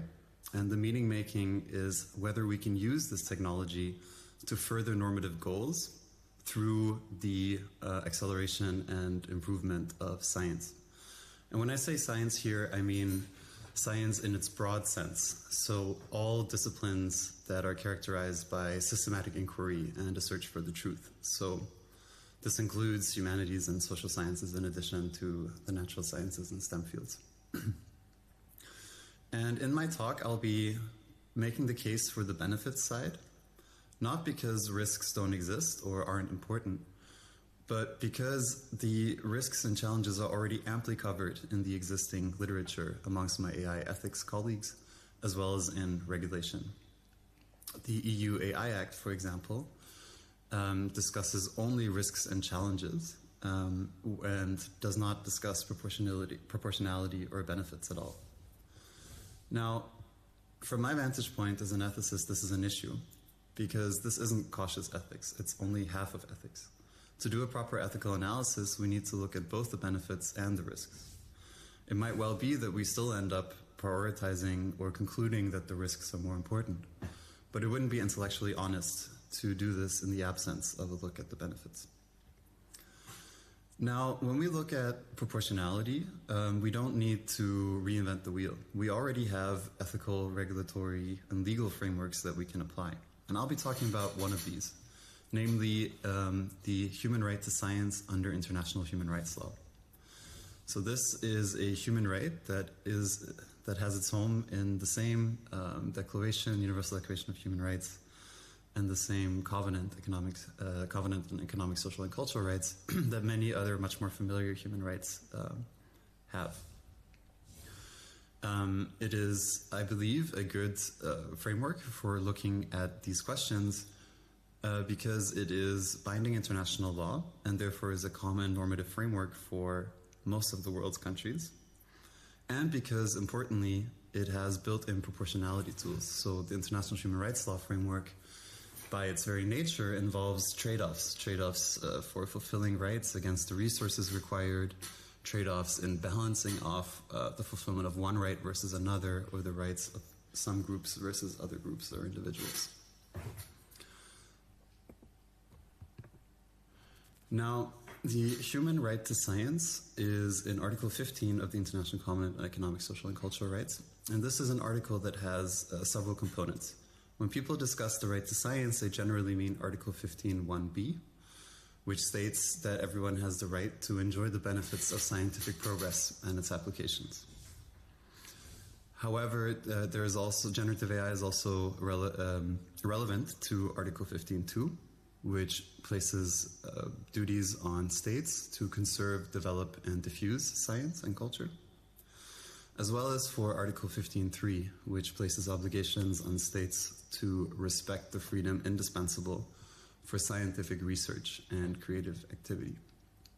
Finally, through its ability to translate both languages and also between methods and approaches, generative AI also is relevant to Article 15.4, which concerns duties related to international cooperation in science and culture. Now, why is it that generative AI is relevant here? Well, if used appropriately, it has the potential to bring certain resources, skills, methods, and tools into the hands of people that otherwise wouldn't have it. So generative AI can be prompted to generate computer code and write programs. As mentioned, it can translate between languages. It can act as a junior assistant in terms of finding relative information or transforming that information into other forms. And it can help with editing and dissemination of research. All of these things are resources, in a sense, that senior researchers in wealthy countries can afford to hire human labor for, but many junior people in wealthy countries, as well as people everywhere in the rest of the world, have trouble utilizing to their highest potential. Similarly, generative AI scales very well, so whatever tasks it can do well at scale. And this is not only a benefit in the normal sort of efficiency sense, but we have to remember that when it comes to research, a lot of it is publicly funded, and whether or not it's publicly funded, it addresses several real-life issues. So the longer it takes to do this, the more brakes we put on this process, the later or the less benefits will accrue to people in need out there. This might also be a bit counterintuitive, but generative AI can also be used to help preserve scholarly traditions, diverse voices, and institutional knowledge. And it can do this because if you give it sufficient information or data about a specific tradition, it will be able to simulate that and produce interactions that are on the basis of these materials. And as already mentioned, the translation capabilities and the ability to address paperwork and administrative tasks means that generative AI, if used correctly, can help further collaboration, both domestically and internationally and globally. So to make this all a bit more concrete, maybe many of you are thinking when it comes to generative AI, well, it can just write my manuscript for me. And there are many sort of ethical issues involved with that. And this is not really primarily what I mean. I look at generative AI in more of a systems perspective for science.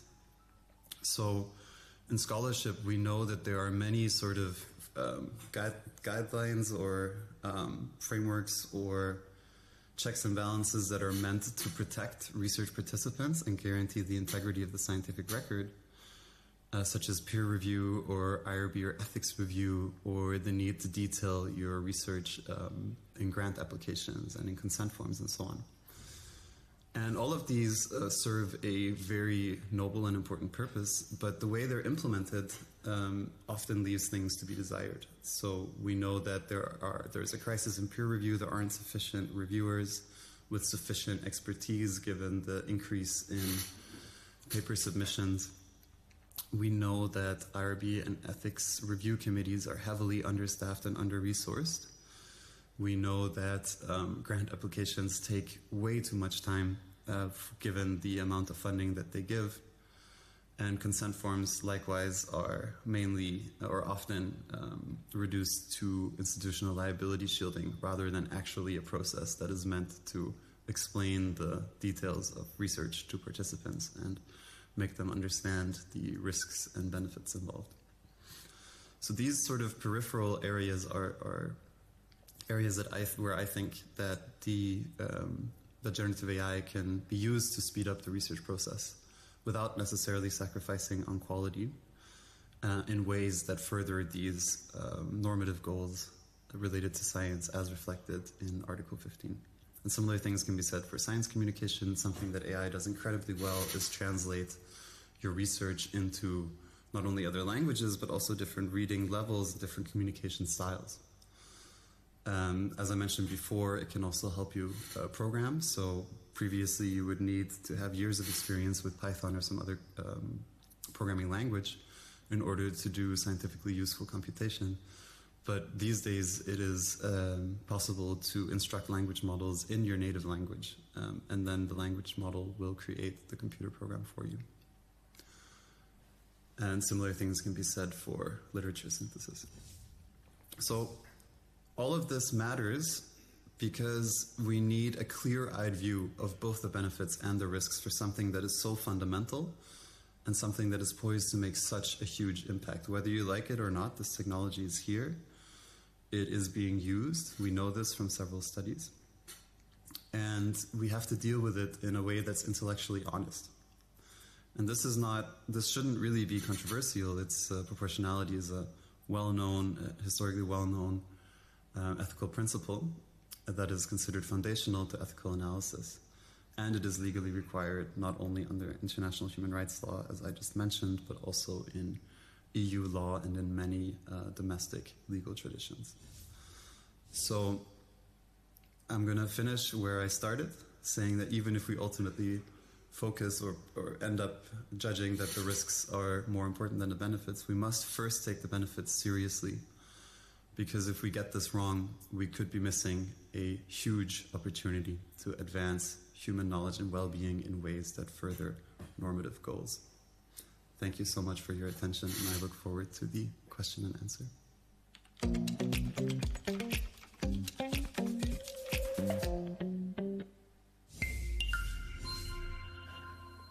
A clear message emerges. If we want to enable novel discoveries and new meaning-making, we must be intentional about the structures that shape our scientific ecosystems. Across today's contributions, we heard a call for reforms that place creativity, flexibility, and human connection at the center of scientific life.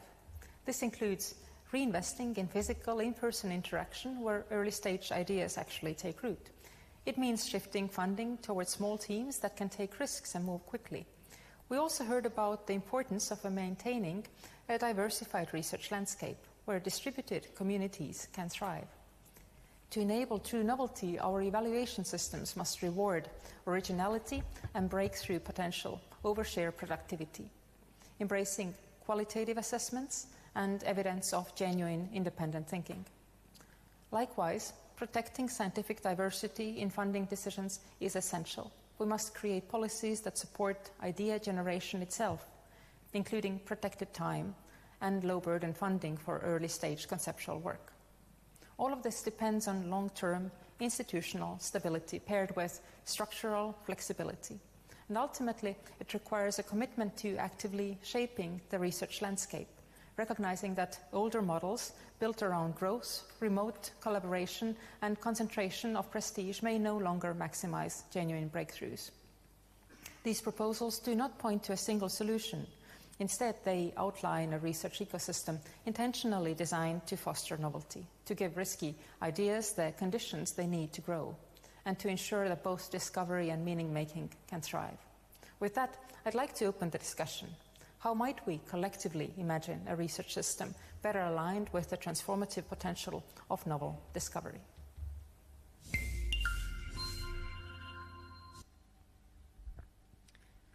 So, thank you for being with us to hear the contributions. Thank you to all the speakers for their contributions. And with that, I'd like to open the discussion. Hopefully, we've given you some food for thought, and I would be delighted to have your questions, both to the speakers who are joining us right now on the stage, as well as the speakers who are with us online. And so let me open up the discussion with my own question, but indeed I already see hands raising, so I am looking forward to hearing your input in this discussion as well. And hopefully there are people joining us online, so if you want to ask your questions while joining us online, please feel free. We are happy to take the questions that way as well. My first question goes to you, Tarmo Soomere. Since you were our first speaker, hopefully the microphones are working well and everything functions now in live just as well as it did online before by video. So Tarmo, you mentioned the initiative of Reclaiming Europe. And I believe it carries a message for the international audience here, in fact. Could you take a couple of minutes to help us understand the way in which Reclaiming Europe initiative has been conceptualized and what importance it might carry for the audience that we are speaking to here? Yeah, thank you very much for picking up this topic. The basics is actually very good. It's consisting of two counterparts. First, on the one hand, everybody knows that diversity is good, because not only different questions are being asked, but questions are being asked differently. On the other hand, everybody knows that polarization and strong gradients are destructive. So we are in this field of tension between those two categories. We know that gradients are worldwide, very strong, and the global north and global south is a subject which is discussed every day. But even stronger gradient exists in east-west direction in Europe. And it is not natural. It's not created by climatic conditions or geographical conditions. It's mostly artificial and even in some sense intentionally created. And if I go into details then, for example, the war in Ukraine, the aggression of Russia against Ukraine, it's a consequence of such gradients or even counter-reaction of such gradients to the existence of countries, two clusters of countries with extremely different value systems, extremely different quality of life. And we may think that one of those clusters should belong to the garbage heap of the history. But the existential question now is which one? And you see that even the United States cannot decide which one of those clusters should be in the garbage heap of history. So this is kind of existential challenge for Europe, which we have not to fight against, but to understand and to bring Europe together again, from Iceland, Azores and Canarian Islands up to Ural Mountains. We can't live further in even gradients which are becoming more and more stronger. Thank you so much for that explanation, and I think it's a very nice way of understanding also how we're thinking about the value of diversity. Many of you mentioned that during your contributions, and I think that's the next topic I'd like to bring up, diversity of views. Sana and Jaak, you both talked about in one way or another, valuing the diversity of views as an important precondition for achieving novelty. And it's definitely something that the young academy is also very well informed and well positioned to defend, considering the circumstances in which early career researchers do work. So the idea that we need diversity for successful science is something that is worth exploring and I think emphasizing further. And I'd like to ask in connection with that from you, Jaak and Sana, what are the best paths towards supporting diversity based on your background in research, but also your experiences in young academies? I'd like to give the word first to Sana, because we'd like to have you join online just as we are here on stage, and then perhaps to Jaak. Okay, thank you so much. Hopefully this works. Yes. Yeah, so the diversity and how to support that is, of course, an important and difficult question, because, like, first of all, that even though there often is a connection between social diversity, whatever we mean by this, and then the diversity of points of views or the diversity of different positions, it is not always the case, especially if there's some kind of a bottleneck in which positions then eventually get to be heard. Like, for example, that it really doesn't matter that even if we sort of think that it would be a good idea that people from different socio-economic backgrounds would get into academia, but if at the same time some of these issues that several of the presentations already mentioned, for example, that the peer reviews or peer reviewers don't necessarily appreciate all positions, then what eventually gets to be heard is quite limited different positions there. And I believe that at the central stage here is research evaluations and how this is done. And then this is actually a question that came to my mind when I was listening to your presentations, because several of us, we mentioned this, and at the same time we call for innovation. And then something that came to my mind was that maybe we need some kind of innovation in research evaluation. So of course they qualitative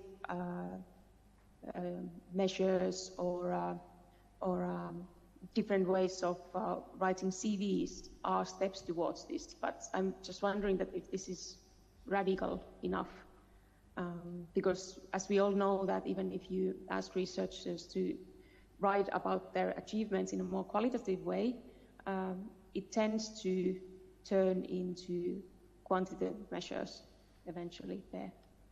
So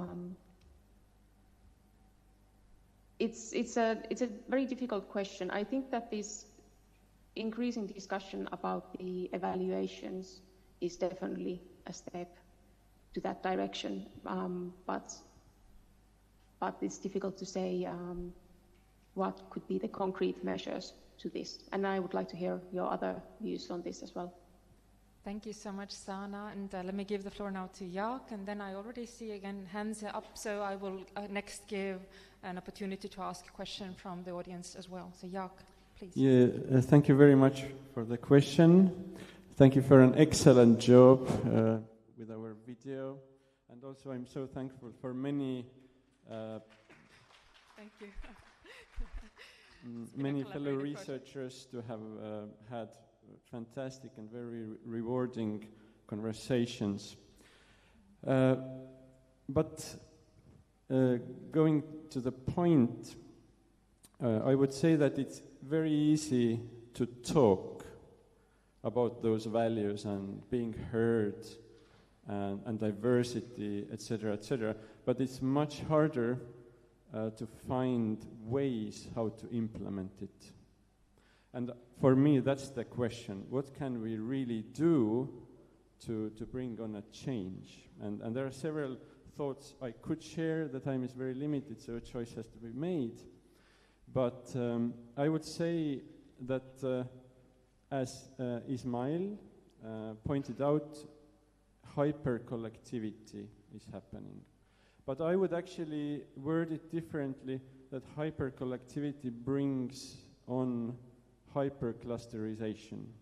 And if you are familiar with Baader-Meinhof phenomenon, which states that we build around what we know, there is always a tendency to just stick to what you already know and what is comfortable for you, for us. So we are building those bubbles. Then from artistic situations, I would ask the question, we are all decent people. We don't argue, we don't punch each other, but we go to the movies and watch films where people are shot, terrible things happen, we come out from there and we feel good. Why is that? And I would say that we all hold a facade here as well. We are not as good and not as beautiful actually as people as we want to show ourselves to be.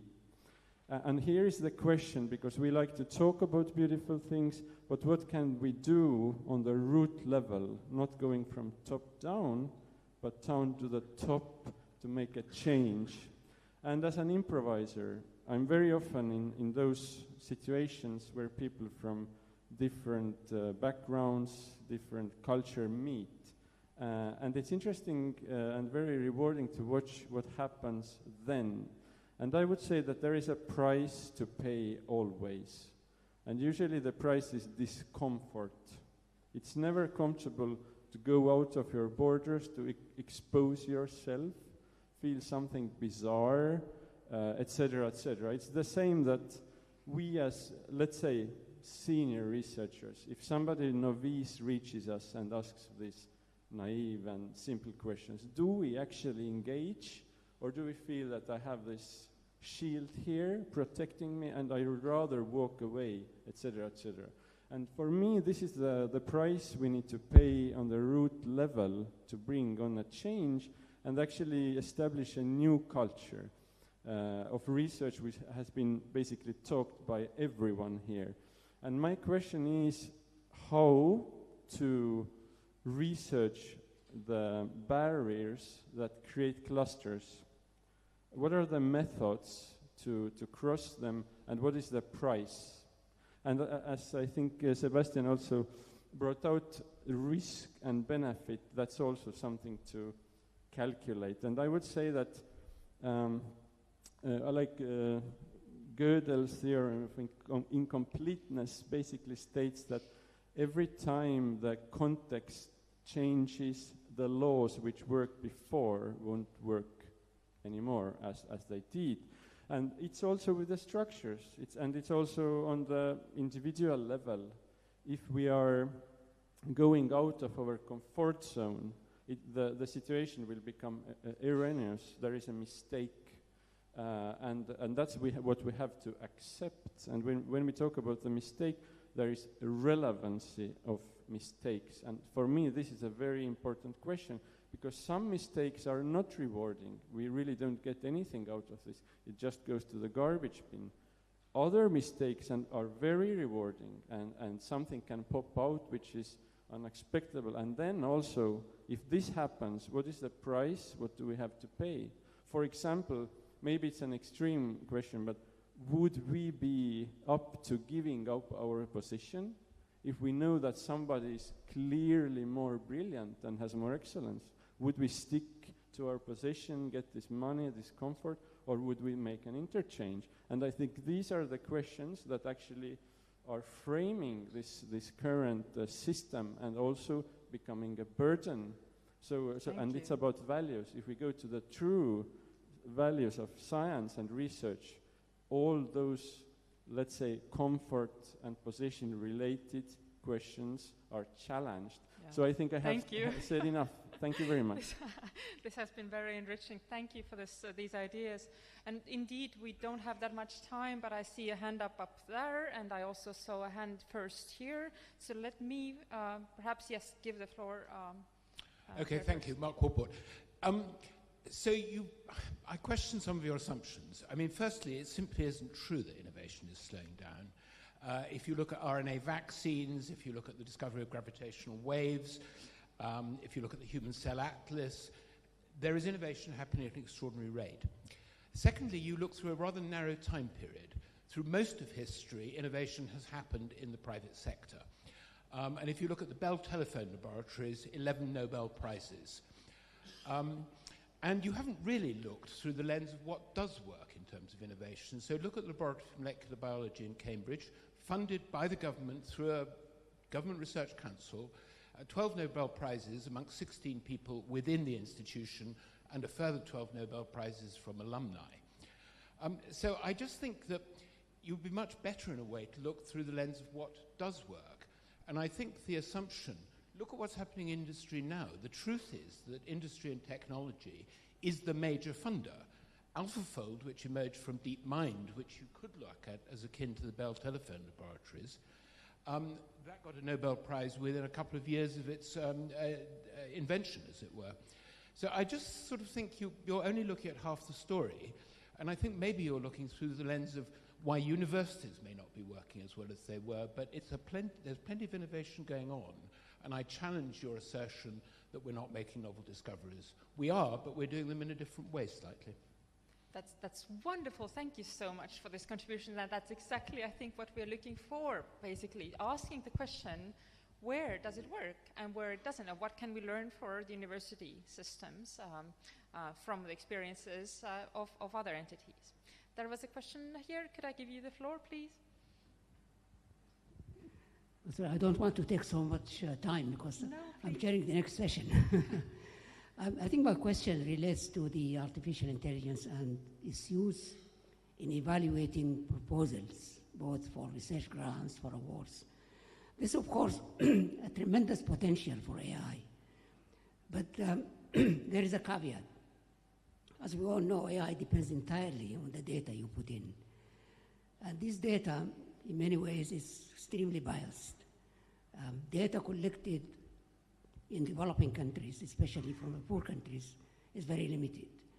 And I'm wondering whether that is going to be addressed when you apply AI fully in evaluating grants and awards, and whether any experiment of that kind has actually taken place to see the value of AI and the problems about the biases. Thank you.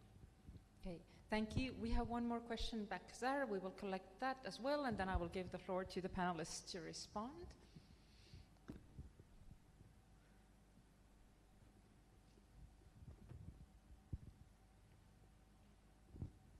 Thank you very much for an excellent presentation, very exciting and very sharp.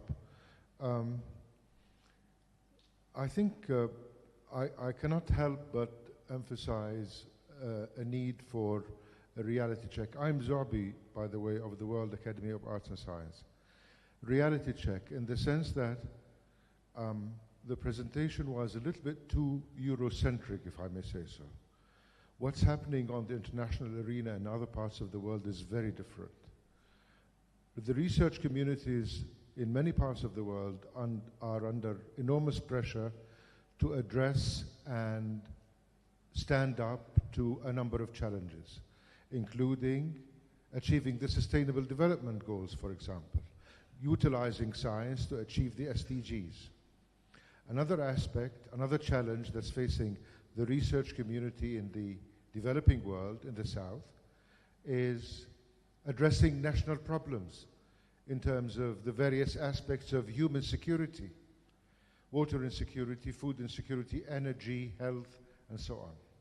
Thirdly, again, in many parts of the world, there is this, what used to be called blue sky research ongoing at academic institutions, which is still there, but essentially, and in many parts of the world, lacks focus and lacks success. So I think it's really important to develop the models that we have, including the model that was discussed this morning, so that we can really draw best practices from such ecosystems and how they function, and embed such best practices in other parts of the world. The priorities are very different, and we need specific constraints that... You have not had a chance to respond to questions yet, so perhaps Adele and Sebastian, would you like to start? Sebastian, perhaps you first, since one of the questions came exactly about your talk. Sure, so thank you for the excellent question, and you're absolutely right to point towards the quality of data and the issue of bias. The data comes from humans, and the models just learn on the basis of the data. So whatever the quality of the data is, will be the quality of the model too. You asked about experiments. There's a Spanish foundation that is currently trialing AI grant review system. I forget the name, but you can find it because there was a Science or a Nature news article about it recently. But there are many real experiments on peer review, which has many similar functions. And they generally find that even sort of legacy systems like GPT-4 from 1 or 2 years ago do comparably well to human peer review, and that advanced systems which use more advanced tools like retrieval augmented generation, inbuilt web search, the ability to retrieve relevant information, and draws on custom databases of relevance to the subject being reviewed, actually can perform better than humans as assessed by the people whose work is being reviewed. But I expect a lot more research there. I'm mainly pointing this out as a possibility because the alternative, the current system, is so deeply problematic that not attempting this would itself be an ethical issue in my view.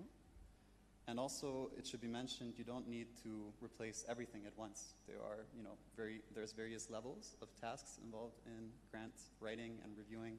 Some are more clerical and low level than others. We don't need an all or none solution. but I believe we should try trialing these novel technologies first at the easier stages and then see how we go. Thank you. Thank you. And Adele, and of course then Noel and Heli as well. I would welcome you to jump into the discussion from online as well. But Adele first. Yeah, thank you so much. Might address the question of innovation happening outside of academia that I think was a very well-positioned comment. Yes, I mean, Cambridge Industries and DeepMind and so on, plentiful of resources and doing excellent research in terms of industrial applications and beyond. I think the critical aspect that we have been kind of engaged with is how do you think about it from a sort of a young scholar perspective, upcoming, trying to sort of establish themselves? What are the conditions for that? How does it, what are the risks of novelty there? I think and that actually plays really well. If we take the example of DeepMind, for example, I think that's an excellent example. I was having lunch with their research engineers, an old friend of mine working there. Academia is organized in a way that it's the individual that takes risks. I'm, as a researcher, have to build my portfolio of research, my publications, my funding, and then kind of apply for it, get a PhD student around me, postdocs, and so on.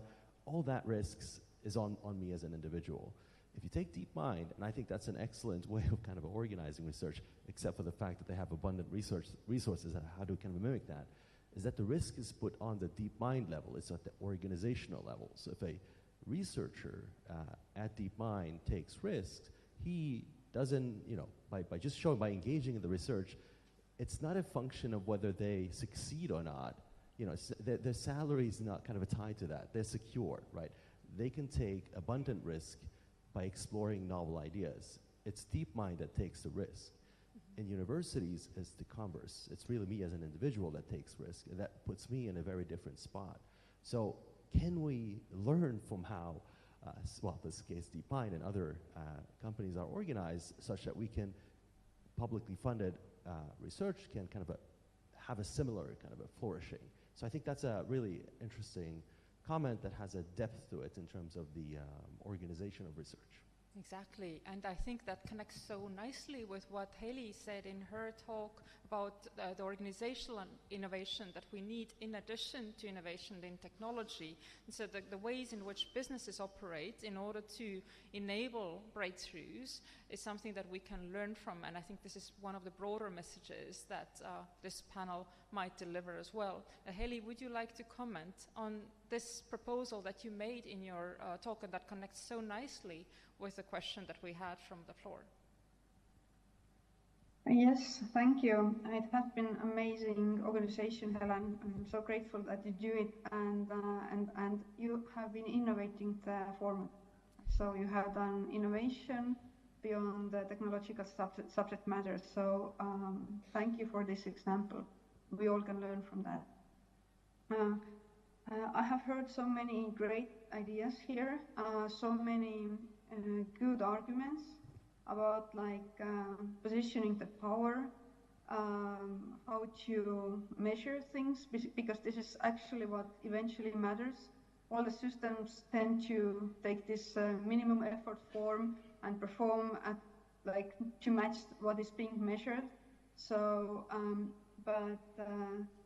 as we are mastering this open innovation model that has the properties of positive sum game, and we are coming from the background of playing zero-sum games or negative sum games.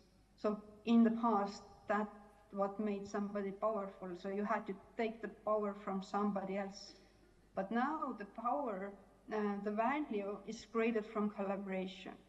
And it calls from completely different set of skills. And also it has the completely different properties. It has the property of Seneca effect, that you build it up really slowly and it might collapse really fast if you have been over-consuming some resource in the system. And it can be researchers' contribution, because from some places I hear how poorly universities are performing, but if I look around at the root level, I see everybody contributing multiple loads, doing far beyond than it's in their job description. So we are transitioning also in the methods. This technological excellence, or like the subject matter excellence, is something we kind of have mastered. But all the other innovations in social sciences, in psychology, in building systems that are designed for humans are the topics we are lacking, or like we have not performed as well as in the subject matter. So I think the transition we are going through as societies are far different, and we are out of linear regimes, which means that a small change might cause a massive effects, and there is no symmetry. There is not, if I do that much of a good, then, I mean, it compensates the same amount of bad. It doesn't. It's non-linear. It's highly dependent. So this is actually the reality we are facing. Yeah, and thank you for this amazing discussion. Thank you, Heli. And I would love to give the final word to Noel, who is also joining us online. Noel, you've heard the discussion so far, and you proposed 3 different questions yourself, mostly related to early career researchers and their position in the current research ecosystem. Could you share a final thought for this session based on the way in which young academies operate and then think about the interaction between research evaluation and novelty, and also the large discussions that we have about the changing, very fastly changing world. So are there ways in which we can imagine the research ecosystem progressing towards more breakthroughs, a better ecosystem for young scholars? Thank you, Helen. Thank you very much for the invite, and it's a great panel. That's obviously a very difficult question. I would also like to depart from the point of the comment that was made regarding a lot of innovation now coming from the private sector and from the industry, and by no means my intervention was aimed at criticizing that. I actually think it could, for us to rethink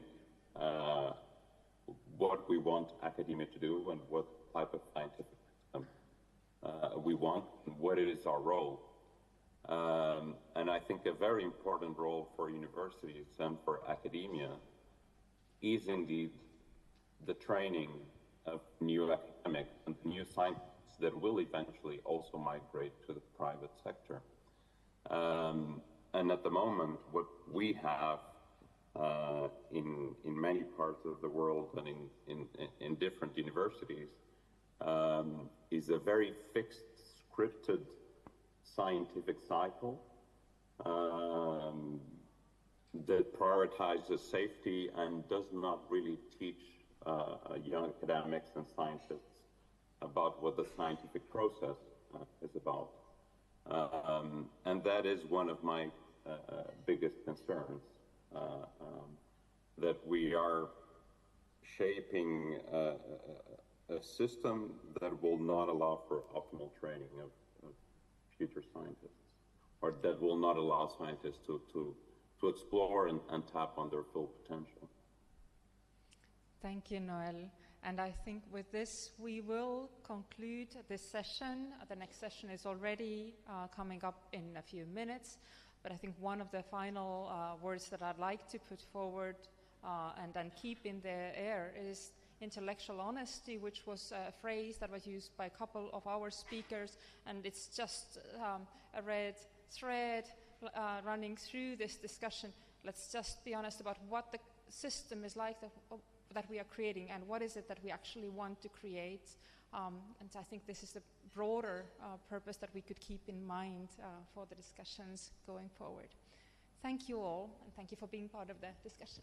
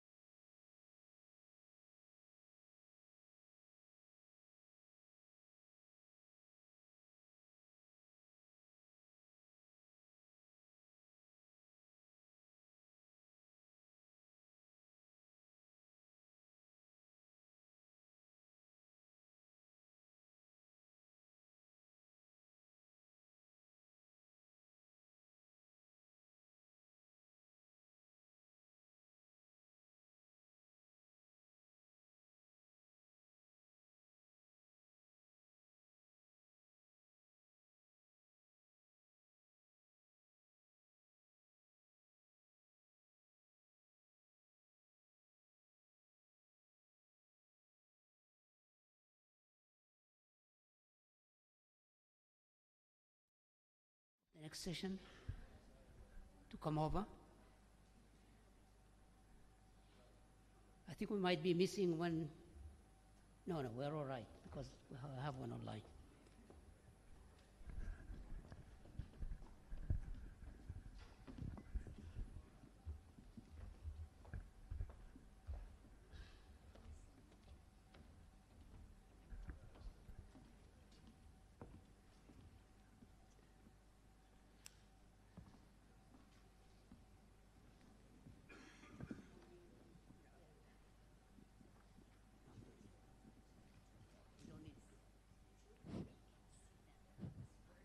Who is missing this? Yeah. Okay, well, thank you very much, and it is my pleasure to moderate this last session before lunch. I hope that everything will go well and we are not going to end up having extra time and not to be intervening between you and lunch. So I hope that everything will go well. So by way of introduction, political polarization and misinformation are rapidly eroding public trust in science. As we confront pressing global challenges such as climate change, global health, and food insecurity, nationalism and isolationism further impede the vital international cooperation needed to address these issues. Against this background, our panelists, representing regional networks and science academies from 5 continents, will share their views and experiences across various scientific fields to explore strategies for restoring trust in science. So we are pleased to have with us 6 distinguished panelists in this session, but given 1 hour time limit, I kindly request that each panelist limit their remarks to 6 minutes. This will allow, hopefully, a 20-minute questions and answers, as required by the rules of our session. I will also pose a question to each panelist to be answered within their 6-minute time frame. So it is my pleasure now to invite the first panelist, Helena Nader. She is joining us online. She is the president of the Brazilian Academy of Sciences. Helena, welcome. The question I would like to ask you to address is how can we restore trust in science and scientists while safeguarding academic freedom?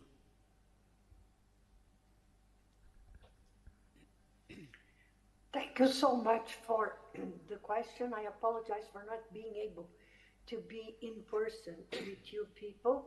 And I want to thank the organizers for this panel discussion. I don't know how to get my slides, so how do I get them? So I have no idea. Are you listening? Okay, great. So, Sabina, can I pass on this next slide, please? I don't, how can I move them from here?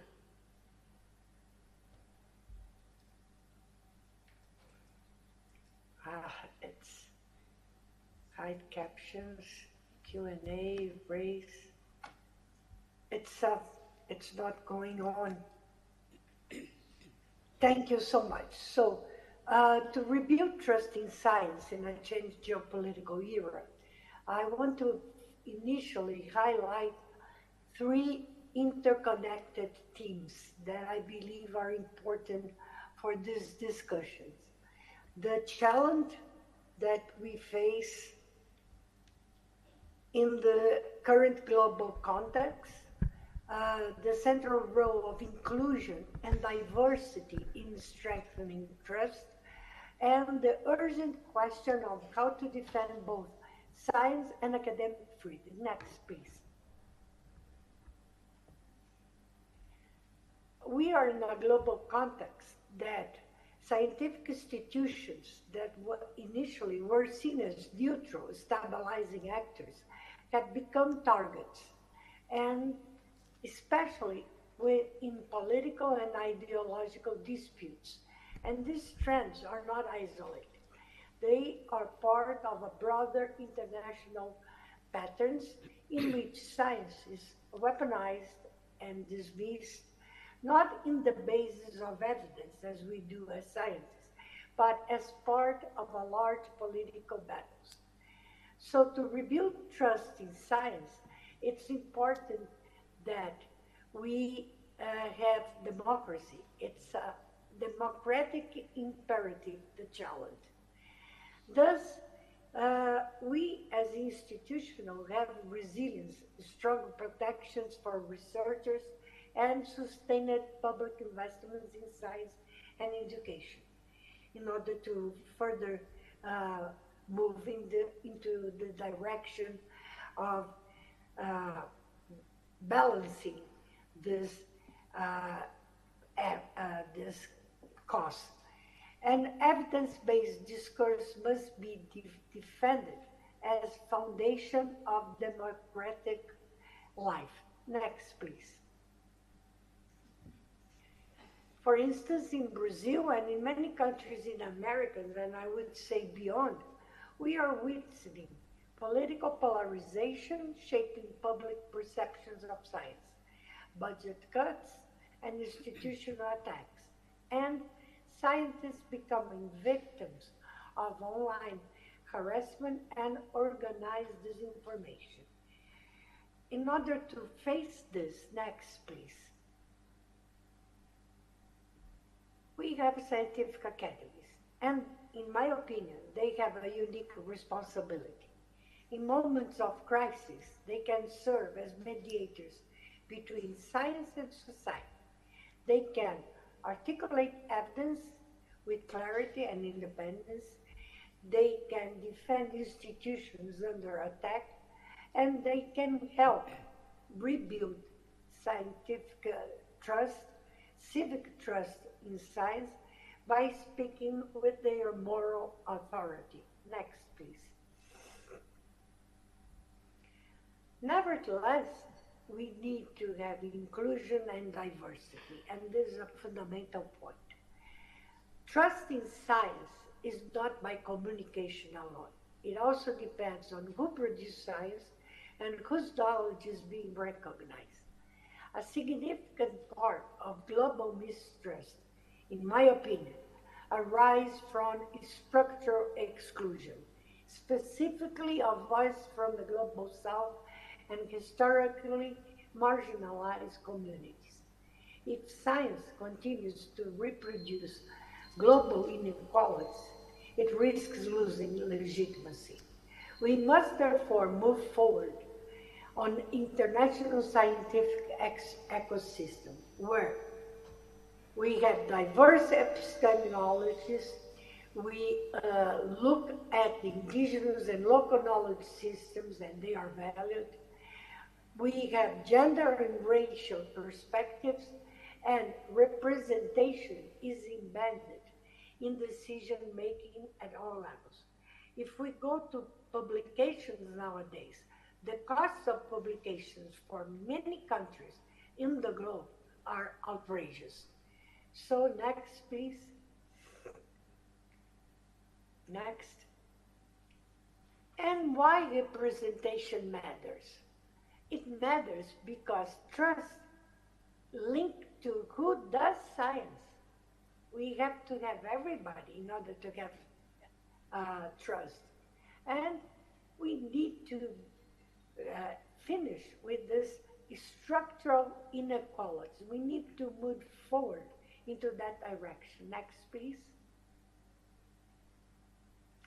So to rebuild trust and academic freedom, I would say that the central question is defend science requires ensuring that scientific advice and communication cannot be easily captured by political interests. We need strong institutional and societal safeguards, such as independent national science advisory mechanisms, clear codes of conduct for public communication, ensuring transparency, accountability, and integrity, and protection of academic freedom, which is essential not only for scientific progress, but as well as for democracy. But national action is not enough. Next, please. We must also strengthen international solidarity among academies. A global protective architecture can help us issue, for instance, a rapid collective response to misinformation, support scientists under threat, and share best practice. Such allies simplify our voices and increase the resilience of our institutions. They create a space where political pressures cannot easily be silenced, and that voice of science can be heard. Next, please. Defending science, in my opinion, is equal to defending democracy. In the end, the message is simple, but profound. We must invest in institutional strength, diversity, representation, and international solidarity. We must communicate with honesty, but also listen with humility. And above all, we must ensure that science continues to serve society openly, inclusively, and responsibly. Thank you very much. Thank you. Thank you very much, Helena. Our next panelist, the second one, is Karin Istegei. I hope I pronounced the name right. And Karin is the co-chair of the Inter-American Network of Academies of Science.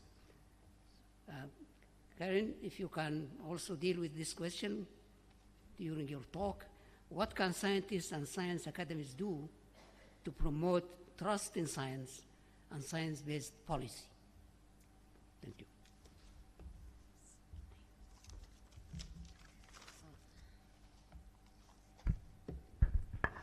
Oops. Thank you. Thank you so much, Mohammed. Thank you, everyone from IAP and also the Egyptian Academy. And Elena, it's so nice to see you. I wish you could be here with us. So I would like to make 2 points today in the next few minutes. And they pertain to the importance of cooperation and reciprocity in relationships and in the importance of communication and building trust. And I'll do this from a comparative perspective because although I am here representing IANUS, the title of the session about resilient knowledge systems led me to think about the Egyptian knowledge systems. And as a primatologist who studies wild primates, I was drawn to the baboons in Egyptian history where they have held godly attributes of writing, wisdom, magic, and the moon. And this is according to the Grand Egyptian Museum, which I was delighted to have the opportunity to visit. So for thinking about primates, whoops, we skipped a slide there. From a comparative perspective, we can think about trust in science because it involves a relationship of trust with scientists. And these relationships are embedded in the social and cultural networks that, just like with other primates, require opportunities for interactions, an exchange of benefits, and oftentimes transactional exchanges. So primates like the macaques in the left-hand image of this slide exchange grooming for access to food and other resources, for friendship and defense. The capuchin monkeys in the middle cooperate with one another to obtain food, and if the food is that collaborators receive is not of comparable quality or equitably distributed, the cooperation among these monkeys becomes antagonistic. And the Moriki monkeys on the right, which are the subjects of my own research, live in peaceful societies where social affiliations among networks are the basis for everything they do. In these primates and other species of animals, failure to meet the expectations of reciprocity results in the loss of trust, the breakdown of cooperation, and can even lead to hostility and aggression. And this is why building trust in science means building trust in scientists. And we can do that not only with the policymakers, as we've heard about with many of the other speakers in this meeting, but also with the general public, our neighbors and members of our communities and social networks. And in both cases, as with primates, we need opportunities for interactions, and we need to work with to be sure that the benefits of science are equitably distributed. My second point is about communication, which is essential for trust as well as for all kinds of cooperative relationships. And we know that to succeed in communicating about science, we need to make it accessible, and one way to making it accessible is through the narratives that are socially and culturally relevant. So the idea of building trust in science is also about building trust in scientists. And it brings me to another comparative study, this time with people, more than about 72,000 respondents from 68 countries. And I thought this study was really interesting to mention. And if you can see on the two greenish looking bars, summing those up on the left hand of the slide, in the first 4 questions, more than 50% of respondents thought that scientists should in some way interact with, communicate, or influence policymakers or policy. But even more of the respondents, more than 80% of them, thought that scientists should communicate about science with the general public. So it seems like people around the world want to hear from us, and I think this is a good sign. Another element of this study was that there's a lot of variation across countries, and the data were collected in 22 to 23, but I thought it was interesting that at the time, at least, Egypt, where we are today, was the country with the strongest public trust in scientists. And maybe even more important or interesting in a general sense, certainly encouraging, was that 3/4 of all respondents believed that scientific research methods are the best way to find out if something is true or false. So it seems that most people want to hear from scientists, and they generally trust our methods.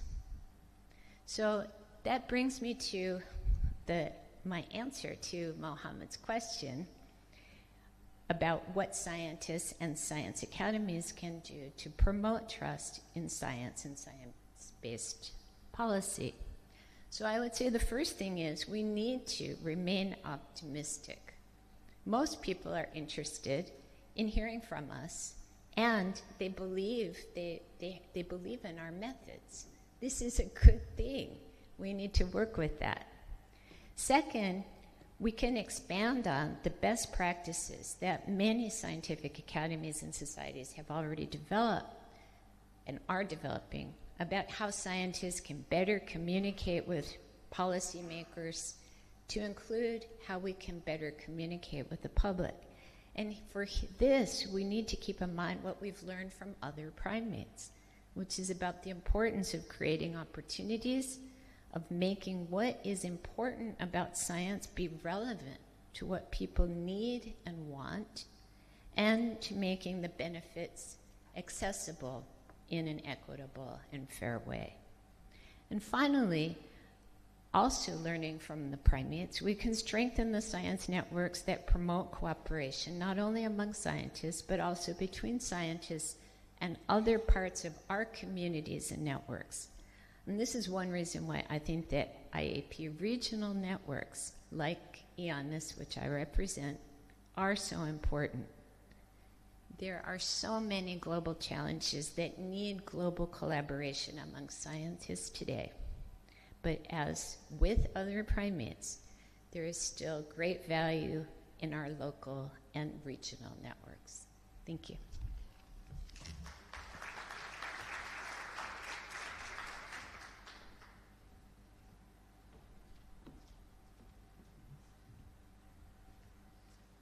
Okay, thank you so much. Our third speaker is Norbert Unkono, and he is the president of the Network of African Science Academies, NASAC, until I think the end of this year, because he will be the immediate past president after this year. Okay, thank you very much. I would like to ask you a question to be included in your comments, and my question is, how can governance reforms institutionalize trust in science by ensuring accountability, inclusivity, and equitable participation in the knowledge ecosystem? If you can address that as well. Thank you. Thank you, Mohamed. Thank you, IAP and Egyptian Academy for organizing this meeting. Dear colleagues, we gather today to reflect on a question that has become central to our future.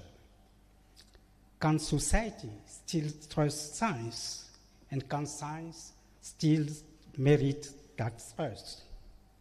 This is not a matter of public perception alone. It is a question of legitimacy, power, and the architecture of knowledge in our century. The Senegalese philosopher Souleymane Bachir Dan offers a profound guide when he writes that to universalize reason is not to make it uniform, but to make it shareable. Trust in science will endure only if knowledge itself becomes shareable, inclusive, and accountable. So, we live now in a very complex century, a century of turbulence. We live in a moment where misinformations compete with evidence, where technological acceleration outpaces ethical reflection, and where global inequities distort who produces and who benefits from knowledge. This crisis reveals a deep tension, the gap between the production of knowledge and the production of meaning. As Kwame Nkrumah declared in 1963, science must serve the liberation of men. Today, liberation means enabling society not only to receive knowledge, but to understand it, question it, and co-create it. Trust as a strategic resource. Trust is not a soft sentiment. It is an institutional asset, as vital as funding or infrastructure. It rests on three interdependent pillars. First, cognitive trust. Believe in the methods and validity of science. Institutional trust. Believe in the integrity of scientific bodies. Social trust. Believe that science serves the public good. When trust erodes, policy loses direction. When it flourishes, science becomes a source of legitimacy, cohesion, and foresight. But why trust has eroded? Trust has weakened due to a politicization of expertise, opaque decision-making, algorithm-driven fragmentation, and historical inequality. inequities, particularly between the global north and the global south. The French philosopher Edgar Morin reminds us, we must learn to navigate in an ocean of uncertainties through archipelagos of cities. So a resilient knowledge system does not deny uncertainty, it organizes it. Building a policy agenda and trust. So I propose 5 strategic priorities for governments, academies, and global science institutions. First, institutionalize science policy interfaces. So transparent, accountable advisory council must be standard, not exception, across all regions. Second, reinforce research integrity in inclusive open science. Openness must be coupled with equity, or it reproduces hierarchies, as Crane Soden reminds us. Third, invest in science communication and literacy. Trust grows through dialogue, not proclamation. Scientists must be trained to communicate uncertainty and ethics. Fourth, promote equity in global knowledge system. A trustworthy system is one where Africa, Asia, and Latin America are co-authors, not consumers of global science. As Ngugi wa Thiong'o writes, the power of knowledge lies not in domination, but in liberation. Fifth, integrate ethical foresight into policy cycles. Drawing on Hans Jonas, we must ensure that our technological choices remain compatible with the permanence of genuine human life.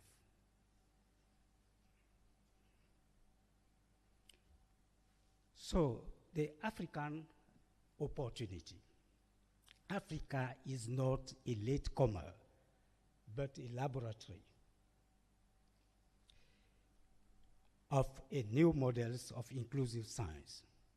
Programs led by NASAC, its member academies, and continental universities already demonstrate that trust can be built through capacity, cooperation, and co-creation.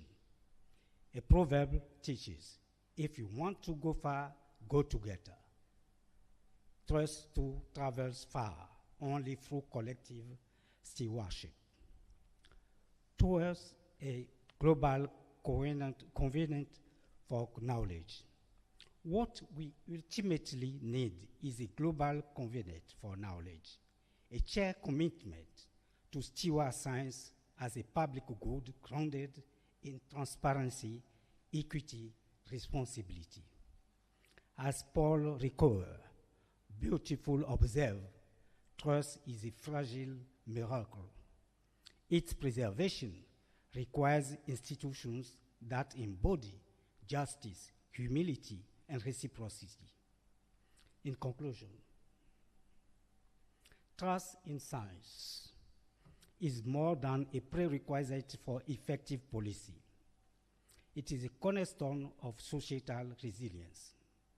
If knowledge is to remain a compass in this area of transformation, it must be credible, inclusive, and human. And as Nelson Mandela taught us, education is the most powerful weapon to change the world. Let us add, trusted knowledge is the most powerful foundation on which to rebuild it. Thank you.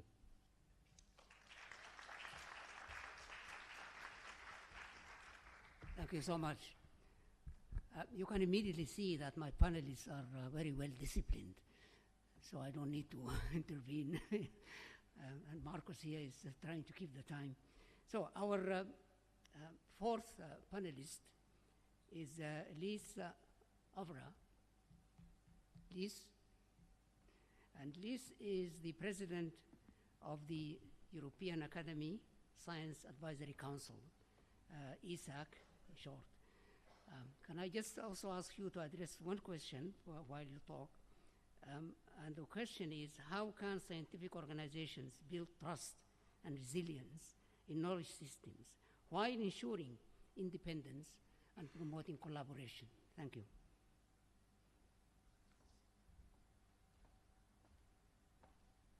Thank you so much. Thank you for inviting me to this session and also for putting up a very interesting and important topic. So may I have the first slide? So I'm the incoming president of ESAC from January 1st, 2026, and I would like to just briefly mention, if I can have the first slide of my presentation.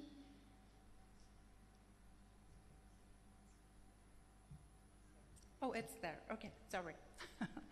So ESAC is the European Academy Science Advisory Council, and just to mention how we work, we were founded in 2001, so we have 25 years anniversary at the moment.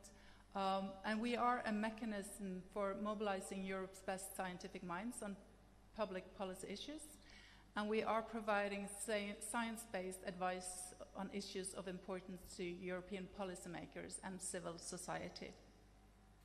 So for this, we're building on expertise, scientific excellence, independence, and impartiality free from political and economic interest.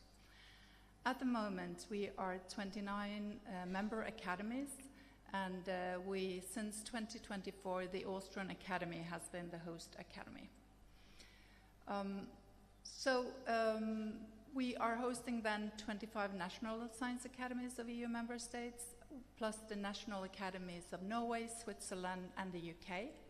And we are, and also the Pan Academy, Academy of Science, Academia Europea. And also ALEA and FIM have observer status in our collaborative networks. And we also the region network of IAP Global Partnership, so we're representing that. Sorry, I'm going the wrong way. We have core objectives and outputs, so we have assessing pressing scientific and societal questions solely based on scientific evidence. And with this, we try to enhance the European policy development and implementation by convening knowledge and giving advice. So we have a bottom-up mechanism. We are trying to seeking questions and answers based on what is needed. And we focus on bioscience and public health, energy, and environment. And by this, we're providing an independent platform for convening scientists, policymakers, and the public. The output that we produce are evidence-based policy reports, and these are ratified by all the member academies and the EU member states, and we are communicating with the EU member states, and we produce then policy recommendations for this. So you all got, we have, I would like you to visit the website if you're interested in really what we're doing. We have a successful microsite where it's showing a lot of the reports and the policy documentations we have. And you all got a postcard yesterday where you can look into this more in detail. But when it comes to trust in science, there are three key issues that we in ESAC are really looking at. And it's the first key issue is the collaboration across the academy network and partnership. And in the challenging times we're facing today, we see that this is a very important part of our task. The effective regional and interregional cooperation is crucial to prevent fragmentation and isolation among organizations. Strengthening collaboration across network, foster knowledge exchange, resource sharing, and coordinated action, and that's ensuring that efforts are aligned and impactful rather than dispersed. And this is a core issue for ESAC. A second key issue is public engagement and evidence-based thinking. And this is important to strengthen evidence-based decision-making. Science must be accessible and understandable to all citizens. Promoting critical thinking and scientific literacy empowers the public to question claims and demand evidence from politicians and policymakers. And this is encouraging a culture of asking for evidence, and this ensures accountability and fosters informed societal dialogue. And then it comes to the third key issue, the trust in science and resilience, which I will elaborate a bit more on. Building trust in science requires both internal strength and external credibility. International transparency, clarity, and rigorous quality assurance are essential to maintain resilience within the scientific community. Externally, trust grows when science acts as an independent and impartial knowledge broker, fostering long-term relationship with stakeholders and policymakers. So continuous engagement and clear communication are key to ensuring science remains a trusted foundation for decision-making. Trust in science is essential for effective governance and societal resilience. Crises such as COVID-19, biodiversity loss, and the climate change have shown that scientific advice must be credible, transparent, inclusive, and independent to support a democratic decision-making and societal resilience. However, misinformation, politicization, and lack of openness threaten this trust. And we're seeing this a lot these days with fake news, social media, uncorrected podcasts, etc. Trust in science is the cornerstone of effective governance and societal resilience. So why does this trust matter? It matters because science informs policy on complex issues like climate change, health, and technology. Without trust, scientific advice risks being ignored or politicized, undermining evidence-based decision. And trust is not automatic. It requires active engagement between scientists, policymakers, and the public. So there are key challenges. Misinformation and polarization erode confidence in science. And 3 examples is important. It's the oversimplification of science policy relationship, it's erosion of trust due to misinformation and politicization, and the past scientific harms and lack of transparency fuels criticism. When it comes to the policy agenda recommendation, we need transparency and accountability. We need to communicate the uncertainties clearly and describe how gaps will be addressed. Make the process of integrating science into policy visible and open, but also make advisory process open and traceable. We also need an inclusive engagement. We need to involve a diverse publics and historically marginalized groups in scientific process. We need to recognize indigenous knowledge and lived experience alongside technical evidence, as was exemplified yesterday by the pastoralism and grassland session. Another example is the EU Horizon 2020 funded citizen science project and science festivals to engage the public in research and innovation. As we've also heard earlier today, science communication is also very important. We need to improve clarity and consistency to avoid mixed messaging. We need to stand together in this area, and we need to promote scientific literacy and open science principle. And this was also discussed yesterday with a phrase as open as possible, as closed as necessary. And here's also an example of UNESCO's recommendation on open science from 2021. It sets global standards for transparency and accessibility. Yet this is very challenging these days, where we have such an unstable geopolitical conditions. Another important topic is institutional integrity. To safeguard independence of scientific advice from political or commercial pressures, scientists should act as honest brokers, not advocates for specific policy. And here again, the academies and the academic collaboration and networks plays an important role. So we need a resilient knowledge system. We need to build systems that can withstand crisis and misinformation. We need to foster long-term trust through education and intergenerational engagement. The underlying principle here is that trust is earned, not assumed. It requires both epistemic quality, sound evidence, and ethical conduct, fairness and openness. Strengthening in science policy society interface is key for this resistance. So to end and answer your question, the call to action would be that governments, research institutions, and civil society must collaborate to embed transparency, inclusivity, and integrity into knowledge system. And this is essential for evidence-based policy making and democratic resilience. Thank you so much.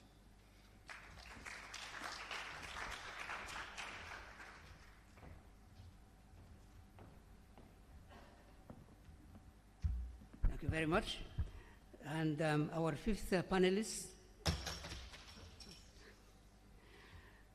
is Francis Andre Ullman, and he's Vice President of for the International Affairs Académie des Sciences. Is that correct? Okay. And the question I want to ask you is, how can social sciences help citizens use scientific data to drive change and shape new knowledge? A very important question.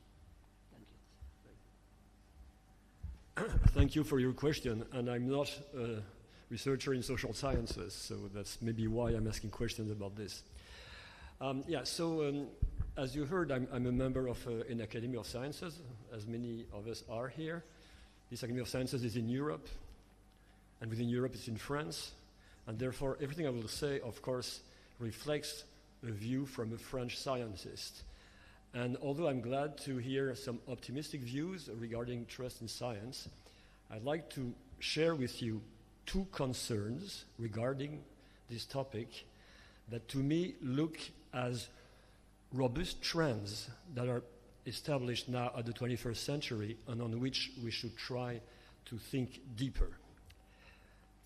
In 2023, in the summer, urban riots in France led to unprecedented damage of education centers and public libraries. These very shocking observations, unfortunately, were consistent with the higher feeling of insecurity among teachers than in most other professional activities. 12% of the teachers in France that were interrogated reported having been threatened by pupils or their parents in the recent years. That is why I think that the decreased trust in science, if it exists, and it does exist, is part of a larger process in which the status of knowledge is changing. There is a decreased understanding of what knowledge is about in Europe. I don't know for the other parts of the world. And because of this, it leads to a distrust of institutions that provide this knowledge. So here are my two concerns. One of the main changes that occurred in this 21st century is the substitution of information for knowledge due to the widespread communication via social networks. Originally, forming an opinion for a citizen on a scientific or a technical issue required an effort to access someone with the appropriate knowledge.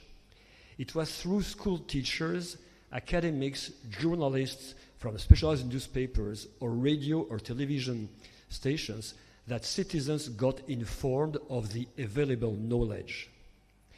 These mediators, who were bearers of knowledge, were identifiable by the professional skills required to do their job, so they ensure the quality and reliability of the information communicated to citizens. The short-circuiting of these mediators via an immediate and easy communication through social networks have dissociated information from knowledge. Information now takes precedence over knowledge, which is drowned out by the expression of multiple opinions presented as information available to other citizens making their own choices as a consumer would do in a supermarket. There is a urgent need to explain through social networks that knowledge is not an opinion among others. To this end, we should set communication tools similar to those the influencers use. The next concern is the following that is really, really obvious in the Western world, as one would say in the past century, that is basically Europe and the US, is this belief, this deep belief that democracy is the political system that offers the best conditions for the development of science.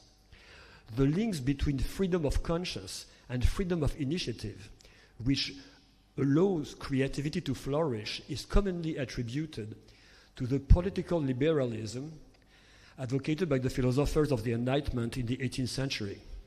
Indeed, since that time, economic liberalism developed hand in hand with academic freedom, with an unprecedented acceleration of scientific discoveries in the Western world. Democracy has thus been understood as a prerequisite for the development of science and the wealth of nations. However, it should be noted that the introduction of the major technical innovations into our societies, all resulting from advances in scientific knowledge, have occurred de facto and not de jure as a quasi-spontaneous change in our environment. None of our societies have ever decided to use electricity or to run railways or cars. The entire 20th century passively witnessed a dynamic of technical progress long associated with the idea of social progress. So if we accept the definition of a democratic space as a space for collective deliberation, we had to wait until the 80s of the 20th century to see some political parties, and these were the ecological parties in Europe, that started to introduce the issues of innovation and science by questioning and criticizing some of the major innovations derived from new scientific knowledge, like the ability to produce targeted gene modifications, the so-called GMOs, or the questioning of the use of nuclear energy, which is banned in several European countries. Many scientists consider that democracies have trouble in managing technical evolution because they witness other countries where there is not democracy in the agenda and they are fast progressing in science and innovation. And many scientists now consider that democracy may weaken the public understanding of science-based decisions to global challenges. I know that this is something that may look very pessimistic, but at the moment, if we don't see this face to face, we will miss the point. We need to consider that the fact that there is not a natural convergence between scientific progress and democratic debate should not be considered as something that weakens each side, but at the moment, it's likely that it works. The feeling for democracy in the US, in European countries, the feeling for the future of democracy is decreasing. In France, more than 30%, close to 40% of the citizens in a poll where people were asked, do you think democracy is the political system that we deserve to have? More than 1/3 answered that they were not sure. So with this trust in science is in difficulty in places where it used not to be a problem. And with this very pessimistic message as compared to what I heard, I'll leave just one take-home message. We need a better integration of social sciences with experimental sciences, medicine, and technology. Because at the moment, and the way our networks are organized reflect this in part, there is not the proper integration of the whole spectrum of knowledge to face global challenges in the 21st century. Thank you. Thank you very much. Well, these are really challenging questions. And I think one addition to what you have said is there is a great concern about misinformation that comes from our scientific community, from scientists, and some of them well-established scientists. How to handle this? I don't know. I have no immediate answer. But I think it's something that we have to be concerned with, like what is happening in Europe and North America. Okay, so this might be something that we might need to address later on when we have some time for questions and answers. The final panelist, Francis Seprovic. And Francis is the Foreign Secretary of the Australian Academy of Sciences. And the question to you, Francis, is how can governments and science academies collaborate to enhance public understanding and build resilience against misinformation? Thank you.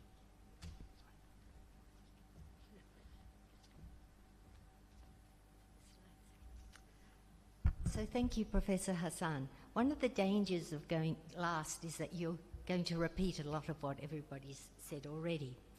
And although I am on the executive board of ASA, I was asked originally to concentrate on the Australian viewpoint. So I'm going to talk from the viewpoint of Australia and pretend I'm not repeating too much. The question of trust and resilience in science systems has never been more pressing. Globally, the foundations of science are being tested, not just by accelerating environmental, social and geopolitical change, but by a growing readiness to cast doubt on evidence, expertise, and even the institutions that safeguard truth. So, hopefully,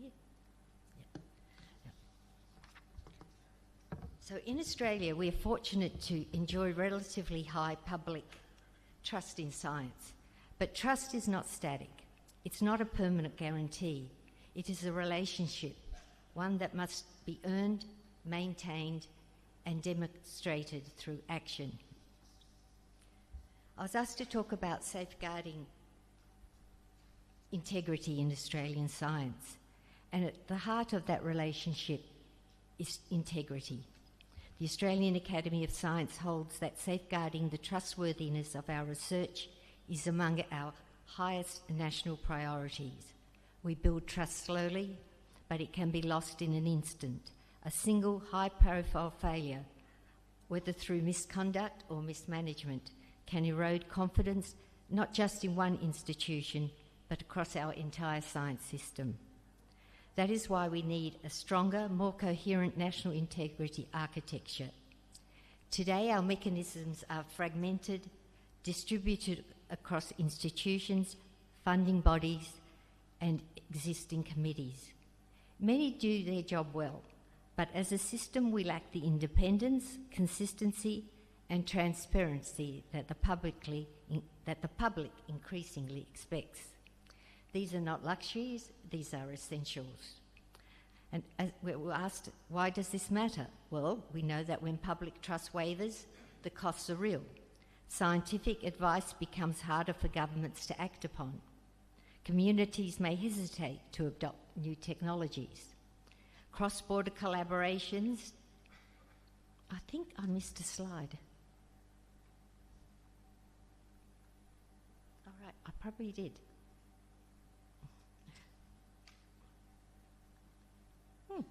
Well, we won't worry. We'll just keep going. So what I was up to, that communities may hesitate to adopt new technologies. Cross-border collaborations and data sharing become more difficult. And in times of crisis, whether a pandemic or public emergency, our ability to respond is weakened. Trust in science is not merely nice to have. It is a national capability, a foundation for economic vitality, social cohesion, and global collaborations. I think this is the wrong talk. This is the talk from tomorrow. So I've got the wrong slides there. Anyway, I was wondering why it didn't match what I was saying. Yeah. So anyway.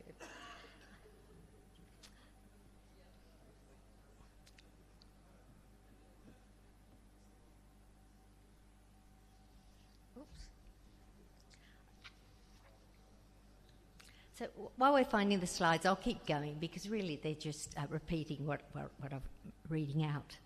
So what does Australia need? The Academy strongly supports establishing an independent national research integrity body.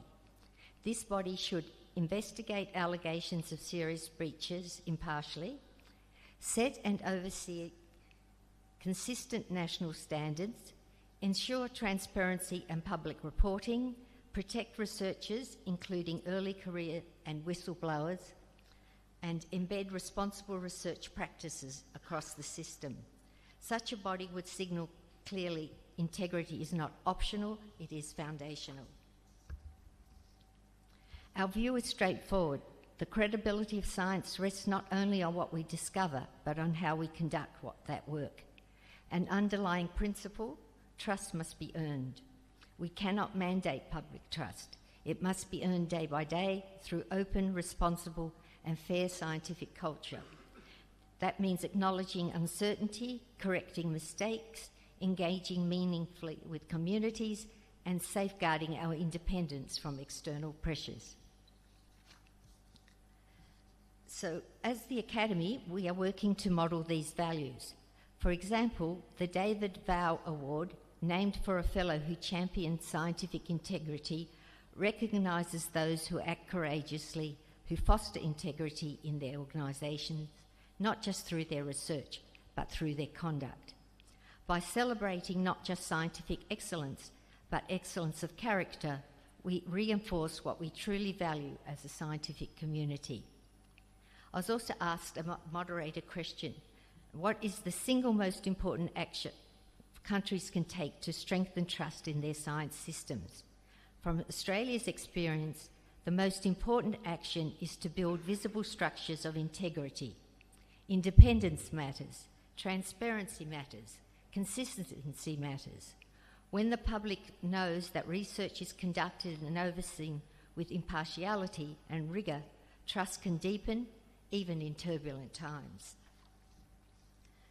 So in closing, I'll come back to your question later, but in closing, trust and resilience in science are not abstract ideals. They are built through institutional design, daily practice, and leadership that places integrity at the centre of what we do. As academies, we play a special role. We are independent, we are trusted, and we bridge disciplines, generations, and nations. If we commit together with courage and clarity to building robust integrity mechanisms and to communicating openly and honestly, we can strengthen not only our own national systems, but science globally. So Mohammed asked me this question, how we can fight misinformation. And we need scientific academies to be seen as trusted, independent bodies of expertise and to communicate effectively. So, for example, the Australian Academy of Science role in response to COVID-19. The Australian Academy of Science has 2.5 million followers on social media, but a few less today because the ban on under-16s came into effect. Our Facebook page has over 2.1 million likes, and as part of IAP, we can work together to counteract the spread of misinformation. Thank you very much.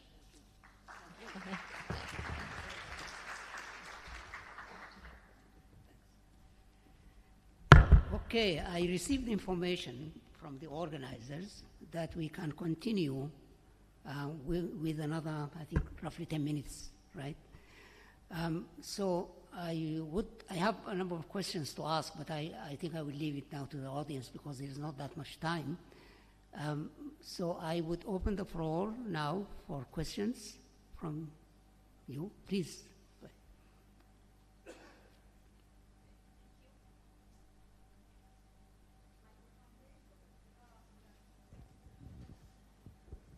Okay, thank you for this fruitful presentation. Actually, we often talk about the trust of science as about top-to-down concept, that people must be trusted to our knowledge, but there is some exceptional cases, for example, local farmers who have their own old traditional knowledge and that is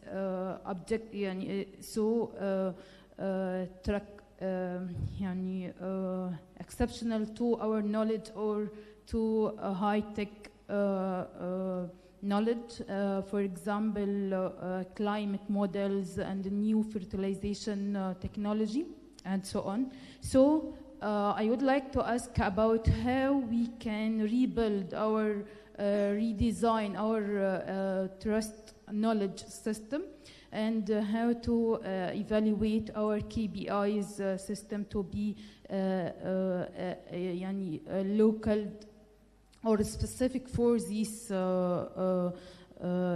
key person, especially for trust, social trust. Thank you. Okay. Would you like to respond to that? Who would like to respond to this question? No? Yeah. Hello. Go ahead. Yeah. I think it's fascinating that in the Australian university systems, for instance, we're bringing about ethics and integrity training way too late, but it's something that we need to do, and not just at the graduate level, but at the undergraduate level. I also think a good thing would be, as was mentioned earlier today, to have the equivalent of something like a Hippocratic oath, where you sign that you're going to adhere to these principles. Thank you. Mark? Thank you very much.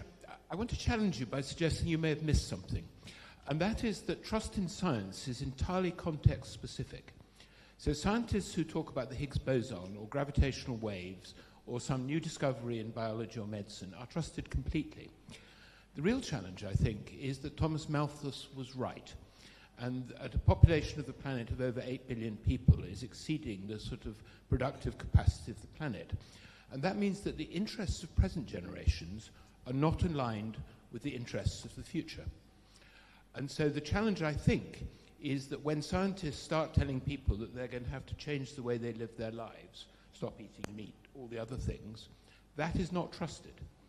And that's where the interface between science and policy is so difficult, because politicians duck the issue by saying either we're following the science or we don't trust it, rather than saying, well, it's all about the discount rate for human generations, I'm afraid, which is too high. Hypothesis. Okay. Quick answer? Comment?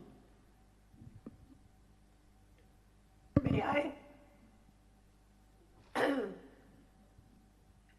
Mohammed? It's not working. May I answer?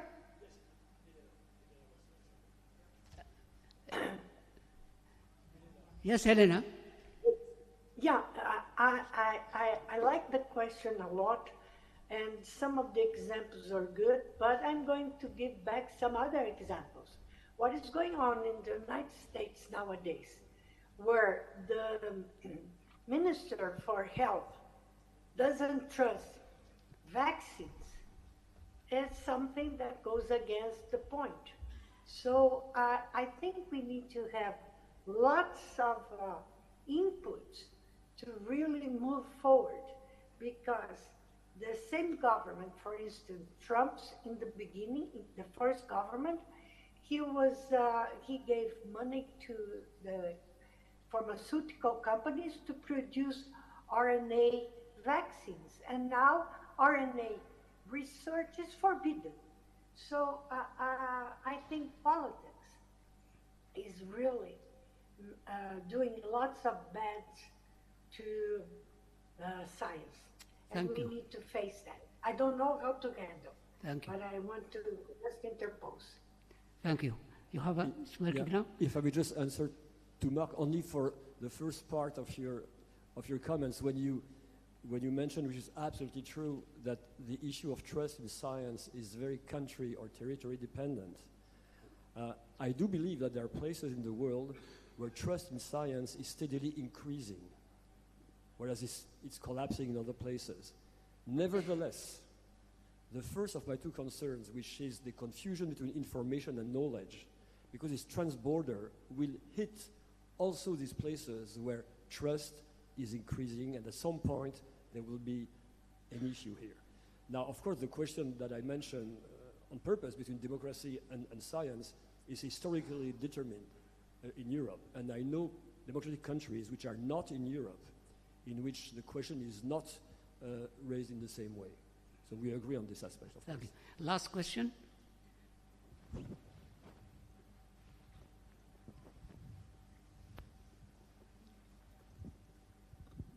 Thank you. I just wanted to ask among the panelists, and if not in the room, a question about the role of young academies, to their knowledge, actually trying to address the question of misinformation and perhaps correction of incorrect information being circulated on social networks. Why the young academies? And presumably these are consisting of individuals, comprising individuals who are of the younger generations, and it is their future, not our future, that is at stake. So is there a significant consideration and work and active strategy development from the really junior scientists through the work of young academies in trying to get a grip on restoring some trust in science when it is the result of damage caused by, indeed, incorrect information as opposed to knowledge? I think this is an excellent question, and it's one of the things that I had in mind to ask.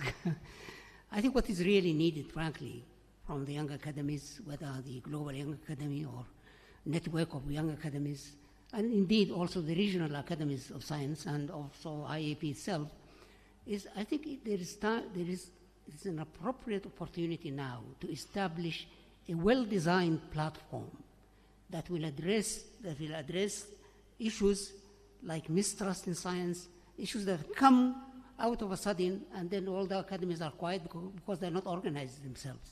So if we do have platforms that can really address this rapid response to combat misinformation, I think that will really be quite helpful, both from the young academies and also from the well-established networks of academies. Anybody else wants to respond to this? Okay. I can just mention that I had this in mind when I was mentioning that we should try to find people who are well adapted to social networks to use the same type of communication system as the influencers, because these people are able to understand each other better. And what I don't know if any network has been doing this yet, but we know there are blogs, there are a number of individuals who are speaking for science in these networks. And I'm not sure anyone has proposed yet that these people could gather in a place, as we're gathering now, to try to see how they can, in a way, try to coordinate their action when they are discussing in the networks. That's something that networking these people would be a good idea. Thank you very much. I'm afraid our time is up, so I would like really to thank our panelists for a wonderful job they have done. Thank you so much. And I would like to thank you for your patience. I think lunch has been ready for the last 50 minutes, so please go ahead and enjoy your lunch. Thank you.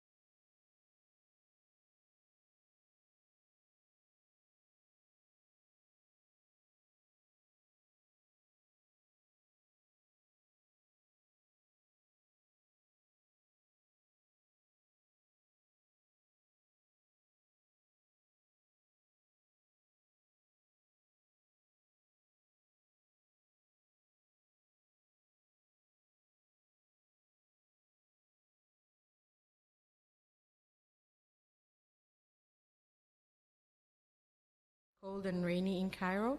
Also, please do not pay the first price you're offered. you can haggle, and you can haggle a lot. Yeah, and I think that's it. Hope you enjoyed it. So if they go $100, you go $10.